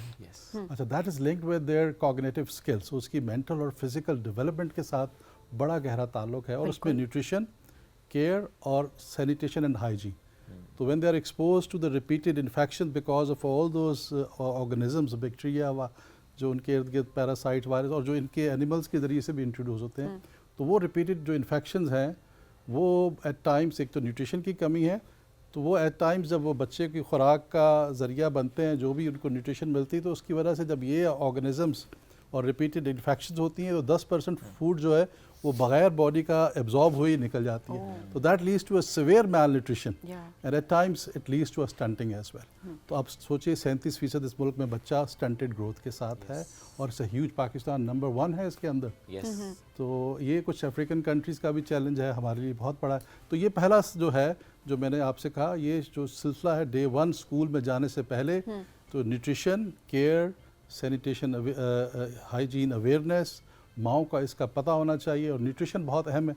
अभी आपने कहा कि जिस तरह लाइफ स्टॉक के लिए पहला जो खुराक है माँ की, that is very critically important, and that develops the personality, anxiety, depression, ये बहुत सारी चीज़ें हैं जो बाद में देखी गई हैं कि इसके साथ, और ये स्टडी ट्रायल्स जो है ना, क्लिनिकल ट्रायल्स, ये बताते हैं कि इस सफ़र के अंदर अगर इन चीज़ों का ख्याल किया, इससे 2-3 लोगों को नोबेल प्राइज़ भी मिले इसी के ऊपर। तो अभी 2019 का इकोनॉमिक्स का जो नोबेल प्राइज़ था, that was about linking nutrition, early care, child health with the education. और इस हवाले से आप काम भी कर रहे हैं? हाँ, अच्छा, इस हवाले से मैं आप थोड़ा सा आपको बताऊँ, पाकिस्तान में हमने कुछ डाटा पिछले कुछ 10-15 साल से I was working on diarrhoeal disease पे काफ़ी सारा काम किया।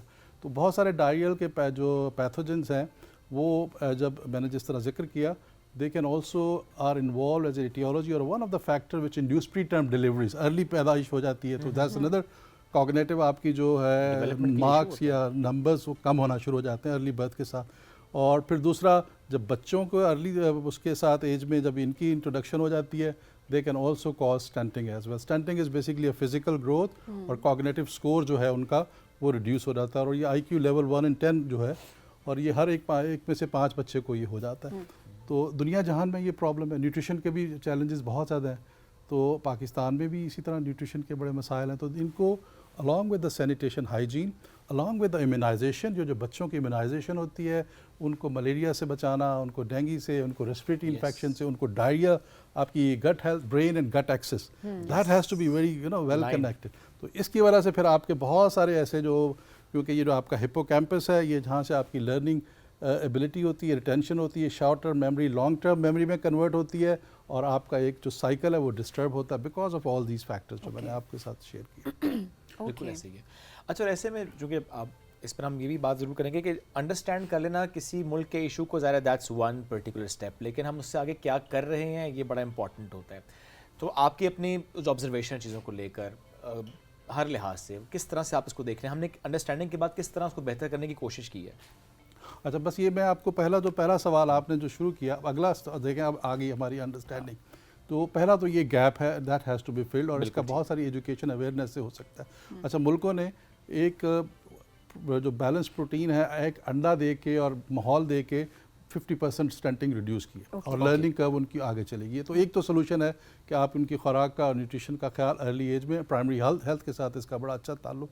अच्छा, दूसरा आप ताल्लुक आ गया जो बुनियादी सवाल है, हमारे यहाँ इस वजह से बहुत सारे ड्रॉप आउट्स भी होते हैं। अगर ये आपने पीछे फैक्टर नहीं देखा, एक लार्ज नंबर में, अगर आपकी इस वक्त आउट ऑफ स्कूल चिल्ड्रन देखें, 25-26 मिलियन है, और 10 मिलियन 12 मिलियन अगर मैं ट्रांसलेट करूं, तो ये स्टंटिंग पॉपुलेशन आपकी अच्छी खासी है। तो आपका एक अच्छा खासा नंबर आपको बगैर वजह जाने बगैर ही आपको पॉलिसी मेकर्स की नज़र में नहीं आता, और आपका ये सिलसिला आपको उसके ऊपर काम नहीं करेंगे, तो ये आगे हायर एजुकेशन के लिए जो ये वर्क फोर्स है, ये बजाय, हाँ, ये एसेट बनने की बजाय वल्नरेबिलिटी, ये आपके लिए प्रॉब्लम्स हैं। दिस इज वेयर हम कहते हैं ना, इस पर्टिकुलर स्टेप पे तो खासा काम हुआ भी है। जैसे हम देखते हैं स्टार्टिंग फ्रॉम गिलगित एंड अभी हम पंजाब में भी देख रहे हैं, मैंने इस्लामाबाद में देख रहे हैं हम मील प्रोग्राम, स्पेशली उन इलाकों में जहाँ पर हमें सोशो इकोनॉमिक क्लास का एक इशू हमें होता है कि अच्छा इनको ज़्यादा हमें फोकस करना है, तो वहाँ पर हमें स्कूल मील प्रोग्राम्स देखे हैं, दूध, स्पेशली दूध पे फोकस है। तो ये तो एक ऐसा मामला जिस पर हमने काम कर लिया प्रॉब्लली, या कर रहे हैं, ये तो ऑनगोइंग प्रोसेस है। बिकॉज इतना बड़ा हमारा ये हाँ, नंबर बहुत ज़्यादा है, कैनवस है, 2.5 करोड़ बच्चे, बहुत सारे। और आपको पता है कि ये जो स्टंटिंग है पूरे सूबों में एक अच्छा खासा इनका नंबर है, फेडरल वफाक के अंदर भी है, तो इस पे मुसलसल काम करने की ज़रूरत है। Yes. और ऑब्वियसली कुछ हो रहा है मज़ीद इसके ऊपर ज़रा, लेकिन अवेयरनेस से बहुत कुछ किया जा सकता है। हमने कुछ छोटी सी डॉक्यूमेंट्री बनाई जिसमें ये पूरा प्रॉब्लम एक आम आदमी के लिए समझने के अंदाज में ये मैसेज माओं को दिया हुआ है। माएँ जो है ना एम्पावर कर दी जाएँ, उन्हें पता है कि उनकी बच्चों की हालत और वो ये should be at par with rest of the communities, वो कभी वो हर चीज़ करने को तैयार हो। सबसे पहले तो ये माँ की message- अपनी न्यूट्रिशन के ऊपर फोकस ये भी किया बहुत जाए, important and then है। ये बहुत इंपॉर्टेंट है। एट द सेम टाइम फिर जाहिर है वो बच्चे पे भी उस तरीके से फोकस करते हैं। इस पे बस मैं एक बात ऐड करता हूँ। हाँ सबीन, जैसा आपने बात की, बहुत इंपॉर्टेंट बात है, हमने देखा है स्पेशली रिवायती माओं की अगर मैं बात करूँ, खुद नहीं खाएंगी, बच्चा खा ले, ठीक है, उसके लिए बच्चे के लिए भी इंपॉर्टेंट है, लेकिन खुद खाना भी इंपॉर्टेंट है। नहीं, बिकॉज देखें आप अगर अच्छा खाएंगे नहीं, आपकी न्यूट्रिशन पूरी नहीं है, आपका ब्रेन उस तरह से फंक्शन ही नहीं करेगा। Take care आप नहीं कर अपने पाएंगे। बच्चे का ख्याल उस तरीके से रख ही नहीं सकेंगे जिस तरीके से आपको रखना है, क्योंकि जब खाना पिलाना नहीं है यहाँ पे, अपनी मेंटल हेल्थ अच्छी है तो बच्चे की मेंटल हेल्थ अच्छी होगी। सो ये बहुत इंपॉर्टेंट है। अच्छा, इसकी वजह ये है कि जब बच्चा पैदा होता है तो वो अपनी पहली इम्यूनिटी ट्रांसमिशन माओं से ही लेके आता है। जितनी स्ट्रॉन्ग और माएँ हेल्दी होती हैं उतना वो आगे, तो और भी बहुत सारे फैक्टर्स हैं। वेरी ट्रू, बिकॉज ऑब्वियसली इतना डाइवर्स टॉपिक है कि लेकिन देखिए शुरुआत यहीं से है, तो हमने भी सेगमेंट का आगाज भी यहीं से किया कि क्या रूट कॉज है जिसको हमें फिर टारगेट करना। अच्छा, अब जरा आते हैं बच्चा स्कूल जब दाखिल होता है। एक तो डॉक्टर साहब मैं ये भी पूछना चाहूँगी कि एक अच्छी एज कौन सी है, राइट एज कौन सी है बच्चे को स्कूल में दाखिल करवाने की? बहुत सारे अभी हमारे स्कूल से बच्चा 2 साल का है तो उसका एडमिशन आप करवाएं, अदरवाइज बाद में उन एलीट स्कूल्स में आपको एडमिशन नहीं मिलता, और इस डर से बच्चों को 2 साल 2.5 साल की उम्र में स्कूल दाखिल करवा दिया जाता है। थोड़ा सा इसको इलैबोरेट कीजिएगा, आपको क्या लगता है क्या राइट एज है? अच्छा, मैं अगर देखें हमारी जनरेशन, आप जनरेशन की गैप्स भी बहुत सारे आ गए। When we were school going 5 साल स्टैंडर्ड होता था, बाज़ों का 6 साल में भी ले जाते थे, पर 4, 5, 6, 10 वर्ष। अब आप जिस तरह फरमा रही हैं तो becoming a problem in a sense कि जो कंपटीशन की जो फ़िज़ा बन गई है पेरेंट्स के दरमियान कि हमारा बच्चा जल्द अज जल्द A लेवल्स क्रॉस करके यूनिवर्सिटी में चला जाए, तो इसको बहुत बड़ा एजाज़ समझा जाने लगा ना। तो this is unfair and very, कहते हैं जी, उन बच्चों के ऊपर जिनका वो अर्ली एज के अंदर ये सारी की सारी जो डेवलपमेंट का जो प्रोसेस है वो सम हाउ इज़ इम्पीडेड, वो उसके अंदर बड़ी, तो इसलिए एक एज के ऊपर और बैलेंस लाना चाहिए जो आप, I feel 5 years 4 years is fair enough to get into the school, और आप उसको प्रॉपर जो टाइम दें और बच्चों की जो ग्रोथ और डेवलपमेंट की फेज़ है, तो वो माँ की गोद तो सबसे पहला जो आपको आप समझते भी हैं, जो ट्रेनिंग वहाँ से उसको मिलती है, तो वहाँ से स्टार्ट करना है। अच्छा, once he is in school now, अब हमारा जो साइकिल शुरू हो गया, अब primary school, secondary school, undergrad का जो थोड़ा सा सफ़र है उसके ऊपर अगर मैं देखता हूँ, तो अगर आप पाकिस्तान और के स्टेटिस्टिक्स देखते हैं, प्राइमरी स्कूल्स के अंदर 75-80% तक इनरोलमेंट है। अब एक ग्रॉस इनरोलमेंट बड़ा ज़रूरी है एजुकेशन के अंदर। अब आप जो मैंने फैक्टर इससे पहले जिक्र किए, जब आप थोड़ा सा ऊपर जाते हैं मिडिल के अंदर, हायर के अंदर, ये ड्रॉप कर जाते हैं 35 और 40%। The reason I am already share with you, ये वो रीज़न है। अब देखें, मैं आपके थोड़ा सा आप साइकिल की तरफ लेके चलते हैं कि पूरा थोड़ा सा कवर भी करते हैं, वक्त मुख्तसर है। तो उसके बाद आपका जो ये नंबर ड्रॉप होना शुरू होता है, and many people who are coming from a different background और स्कूल्स के साथ आ रहे हैं, तो उसमें बहुत सारी स्किल्स भी लेके आ रहे होते हैं। कुछ उन स्किल्स का भी कसूर है, कुछ लर्निंग डिसेबिलिटीज़ भी जो पीछे से वो कैरी कर रहे हैं, which we call intellectual disaster, which has not been worked out, कि रीजंस क्या हैं पीछे उसके। तो that's with the policy and governance के डिसीजंस हैं, दैट मैटर्स अ लॉट। अच्छा, फिर तीसरा जो आप इसके बाद जब ड्रॉप आउट होता है, तो यहाँ पे कुछ चीज़ें ऐसी हैं जो वेस्ट ने बड़ी अच्छी से कर ली हैं कि इन ड्रॉप आउट्स को कम कैसे करना है। There are many countries who have developed the teachers as a professionals, तो बहुत ज़्यादा इन्वेस्टमेंट किया अब उन टीचर्स के ऊपर, जो आपकी ज़िंदगी में भी बहुत कमाल के टीचर्स आए होंगे जिन्हें आप कभी नहीं भूलते होंगे। कुछ ऐसे टीचर्स आते हैं, तो वो टीचर्स होते हैं जिनको प्रोफेशनली ऐसे तैयार किया जाता है, विच इंश्योर कि ये बच्चा अगर प्राइमरी में ड्रॉप हुआ है तो मैं इसको स्कूल पास करके जाए, ये किसी काबिल हो जाए। तो ये उनके, जिस तरह फिनलैंड का बड़ा अच्छा सिस्टम है प्रोफेशनल्स को डेवलप है, इसी तरह बहुत सारी यूनिवर्सिटीज़ के अंदर STEM एजुकेशन के अंदर बड़ा एक्सेलेंस है। Like Singapore is one of the leading in terms of developing students in STEM education के अंदर। उनके जो मॉडल सिस्टम है दुनिया फॉलो कर रही होती है। कुछ यूनिवर्सिटीज़ के अंदर एंटरप्रेन्योरशिप बहुत अच्छी से पढ़ाई जाती है ताकि इंटरेस्ट बच्चों का बहुत ज़्यादा आए एजुकेशन के अंदर। कुछ के अंदर अगर जिस तरह अगर मैं कहता हूँ मैथ्स को, जिस तरह हम यहाँ बहुत ऐसा सब्जेक्ट है, मैं रिसेंटली अब आपने CSIS के रिजल्ट भी देखे होंगे, 1.5 और 2% पास हुए हैं CSS के अंदर। तो विच इज़ अब ये एक एजुकेशन सिस्टम जो आपने शुरू में कहा डिस्पैरिटी है, एक लार्ज नंबर आ रही है जो लो इनकम ग्रुप से हैं, स्कूल्स हैं वहाँ पे है। दूसरा असातिज़ा और जो स्किल्स तैयार की जाती हैं बच्चों को पढ़ाने के लिए, जिसमें एनालिटिकल स्किल्स, क्रिटिकल थिंकिंग इस और इन्हीं सब्जेक्ट्स के अंदर फेलियर ज़्यादा आ रही हैं। कम्युनिकेशन स्किल्स के अंदर फेलियर ज़्यादा आ रही हैं क्योंकि उनको अच्छे असातिज़ा इस एरिया में नहीं मिल रहे। That's where the professional development comes in, that's where these countries are leading, और वो बहुत सारा, और that's where the creativity comes in. And the creativity is an engine जो हायर एजुकेशन में जब ये चले जाते हैं, जहाँ पे ये ट्रांसफॉर्मेशन होती है कंप्लीट, कन्वर्टिंग नाउ दिस जो आपके थीसिस हैं या रिसर्च है या नॉलेज है इनटू अ प्रोडक्ट और इकोनॉमी, वहाँ ये सिस्टम्स होते हैं। तो ये इनका सबका ताल्लुक अगर आप देखा जाए तो कहीं ना कहीं जुड़ रहा होता है, और वहाँ पे अगर आपको अच्छी डेवलपमेंट और इकोनॉमी करनी है और एजुकेशन को उसका पिलर बनाना है तो then we have to work together all. वहाँ पे इन्वेस्ट करना पड़ेगा। लेकिन जिन मुल्कों के हम एग्जांपल देते हैं, फिनलैंड हो, नॉर्वे हो, आपने सिंगापुर की बात भी की, हर मुल्क के डायनामिक्स मुख्तलिफ होते हैं।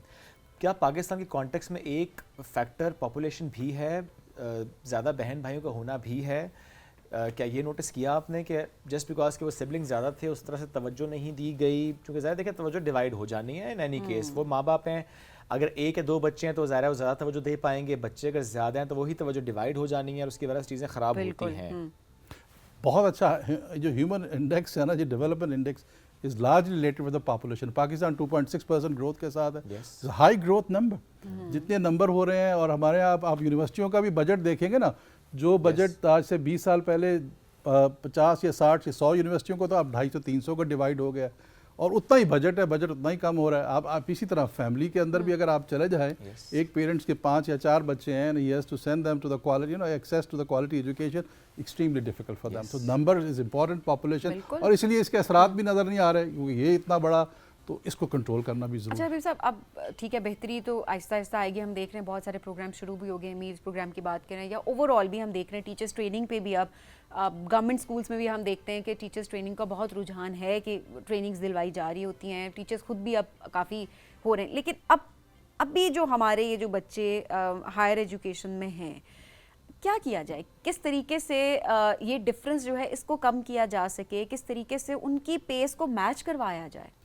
अच्छा, ये this is what we have to do ना। प्रैक्टिकली अब क्या करें, अब है तो अब ज़ाहिर सिचुएशन है, तो अब इस पे भी काम करना है और पैरेलल इनको भी लेके जाना है ताकि ना एम्प्लॉयबिलिटी के चांसेस, और employability is link with the prosperity, obviously आपका। तो इसके अंदर एक देखें, पाकिस्तान में इस वक्त हायर एजुकेशन के अंदर नंबर तकरीबन 1.5 मिलियन के करीब स्टूडेंट्स होंगे। 13% जो स्टूडेंट मैंने आपको कहा कटौती होकर तकरीबन इतने परसेंट आ जाते हैं। और अगर ये नंबर मैं अमेरिका के साथ कंपेयर करूँ ना, इस वक्त तो 35-30 मिलियन हायर एजुकेशन में स्टूडेंट्स हैं। पॉपुलेशन से थोड़ी सी फ़र्क होगा उसका। चाइना में जाएँ तो 40-45 मिलियन स्टूडेंट्स हैं, उसमें बहुत सारे फॉरेन स्टूडेंट्स आके उनकी R&D के अंदर कंट्रीब्यूट कर रहे हैं। अच्छा, ये R&D जो है ना, अब इस साइकिल को मेरे साथ समझ लें तो फिर मैं बच्चों को ज़रा आपके जो कर सकते हैं वो क्या करना है। तो अब R&D जो बड़ा एक कॉम्प्लेक्स प्रोसेस है जिसके अंदर एक इकोसिस्टम डेवलप किया जाता है कंट्रीज़ के अंदर, एजुकेशन सिस्टम्स के अंदर, कि वो इतना बजट, फॉर एग्जांपल मैं US की मिसाल दे दूं तो अगर 75 बिलियन सिर्फ हायर एजुकेशन में R&D के कंपोनेंट पर लगाते हैं, and they come up with a number of patents के ज़रिए आप ज़रा प्रोडक्ट डेवलपमेंट की तरफ चलते हैं, प्रोडक्ट डेवलपमेंट से स्टार्टअप जाते हैं, स्टार्टअप से कंपनीज बनती हैं, कंपनी से फिर आपकी रेवेन्यू जनरेट होता है, और ये जो $1 बिलियन है ये $1 ट्रिलियन में चला जाता है। नंबर ऑफ, अच्छा, ये साइकिल जो है इसके अंदर अगर पाकिस्तान के, अगर मैं पिछले 30 सालों की हिस्ट्री देखूं तो उनके हर साल अगर ये 10,000 या 1200 स्टार्टअप बनते हैं तो हमने टोटल इतने पूरी इस हिस्ट्री में बनाए, और उसमें से कितने कन्वर्ट हुए हैं इकोनॉमी के अंदर, ग्रोथ के अंदर, that has to be seen. अच्छा, ये वाला इकोसिस्टम हम अपने तैयार करना है जहाँ करिकुलम और रेलेवेंस को देखना है उस कॉन्टेक्स्ट में कि भाई हमें इस वक्त दुनिया कहाँ जा रही है, हमारे लोकल चैलेंजेस क्या हैं, हमारी रेलेवेंस जो है एजुकेशन के अंदर, जिसे कहते हैं ना डू इट योरसेल्फ, DIY, कि आप बच्चों को वो इन्वायरमेंट दें और प्रैक्टिकल और एक्सपीरियंस दें जहाँ असातिज़ा जो है ना, फिर से आएगा उन्हीं की मैजिक, वो अपना एक्सपीरियंस रिसर्च का कैसे ट्रांसलेट करते हैं एक्साइट करने में, और वो फिर प्रोजेक्ट्स जो हैं कैसे गेम चेंजर बनते हैं और उनके साथ लाइफ लॉन्ग रहते हैं, और वहाँ से कंपनीज भी बनती हैं, एंटरप्रेन्योरशिप्स का भी जो है ना, और एक बाकायदा एक्साइटमेंट होती है। और ये जो बहुत सारे बच्चे जो इस वक्त डायरेक्शन लेस होते हैं, they start right from undergrad के जो प्रोजेक्ट्स है ना जी, अब अगला समझे कि वो जब आपका अंडरग्रेड, अब तो बहुत वक्त बदल गया, कहते थे ना पीएचडी करेगा, पोस्ट डॉक कर लेंगे, ये कर लेंगे, नहीं, अब अंडरग्रेड के बाद अगर आपका जो स्टूडेंट है एम्प्लॉयबल नहीं है और वो स्किल्स आखिरी 2 साल के अंदर उसने वो प्रोजेक्ट नहीं किए और इंडस्ट्री के साथ लिंक होके नहीं गया और अपना मौजूदा जितनी इस वक्त टॉप स्किल्स हैं वो स्किल्स अपने साथ ना लेके आया, इसके अंदर माइक्रो क्रेडेंशियल्स कोर्सेज भी एंगेज कर देते हैं। That's what the west is doing, that's what the Harvard और बहुत सारे उन्होंने $10 के $15 के ऑनलाइन कोर्सेज कर दिए हैं। अच्छा, वो अब ऑनलाइन एजुकेशन के अंदर भी बहुत सारा एक रेवोल्यूशन आ रही है जहाँ बच्चे बहुत सारी स्किल्स समेटते हैं, जब वो डिग्री लेते हैं तो डिग्री प्लस हो जाता है और स्किल्स जो 4 से जितने सेट्स ऑफ स्किल्स आते हैं they are helpful in terms of establishing them as a on a strong footing way they can develop their projects और कन्वर्ट कर देते हैं। और थीसिस का अब खत्म हो गया, चाइना ने अब थीसिस को खत्म कर दिया, उन्होंने कहा आपको पीएचडी मिलेगी जब आप एक प्रोडक्ट डेवलप करेंगे। अच्छा, ये वो सफ़र है जो होना हम भी वैसे ऐसे ही चाहिए। अब ऐसा क्योंकि ये नॉलेज बंद पड़ी है और इसको ट्रांसलेट नहीं हो रहा है, तो इसके अंदर पूरा एक इकोसिस्टम डेवलप करना होता है और वो असातिज़ा को तैयार करना। जब तक असातिज़ा खुद एंटरप्रेन्योर नहीं बनते, क्योंकि पिछली जनरेशन में, अब हमारे यहाँ प्रॉब्लम ये है कि ये 2000 से पहले जो ट्रेंड हुए उस्ताद हैं वो पढ़ा रहे हैं इस जनरेशन को। अच्छा, ये जनरेशन बहुत बदली है और ये continuous evolution happening in A curriculum skills, तो ये रीस्किलिंग 50% 60% हर वक्त रिक्वायर होती है, तो इनको बैलेंस लाना बड़ा ज़रूरी है। असातिज़ा भी नए इंजेक्ट हों, नए आइडियाज़ के साथ, नया थॉट प्रोसेस और बेसिक नॉलेज भी बहुत हो, और जो ऑलरेडी मौजूद है वो अपने स्किल सेट को बहुत बेहतर करें। और क्योंकि आपने बहुत इंपॉर्टेंट बात की, टीचर्स पे बहुत ज़्यादा डिपेंड करती हैं बहुत सारी चीज़ें। सो आप अगर टीचर्स ही अपने आप को ट्रेन करना शुरू कर दें, अगर हमने वाकई चेंज लाना है तो सिर्फ बच्चे बैठकर लेक्चर ना सुन रहे हो बल्कि ग्रुप प्रेजेंटेशंस हो, ग्रुप एक्टिविटीज़ हो जिसमें हमारे स्टूडेंट्स एंगेज हों, इंटरेस्ट भी डेवलप होता है, सीखेंगे भी, प्रैक्टिकल वर्क भी करेंगे। तो ये बहुत इंपॉर्टेंट है। डॉक्टर साहब बहुत शुक्रिया प्रोग्राम में हमें ज्वाइन करने के लिए, बड़ी ज़बरदस्त डिस्कशन। जिस तरीके से आज हम बात कर रहे थे कि कितना इंपॉर्टेंट है कि हमने इस गैप को ख़त्म करना है ताकि हर बच्चा इक्वल फील करे और ना उसको एहसास कमतरी का शिकार ना हो, क्योंकि हमें बहुत सारे बच्चे कंप्लेन करते हुए दिखाई देते हैं कि अब हम आ तो गए यूनिवर्सिटी, हमसे वो पेस मैच नहीं हो रही।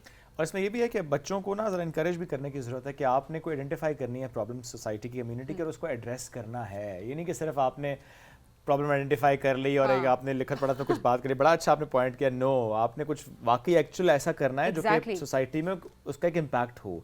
आपसे लेंगे इजाज़त, अपना फीडबैक आज के शो से मुतालिक ज़रूर दीजिएगा। दोबारा मुलाकात कल करेंगे। अल्लाह हाफ़िज़।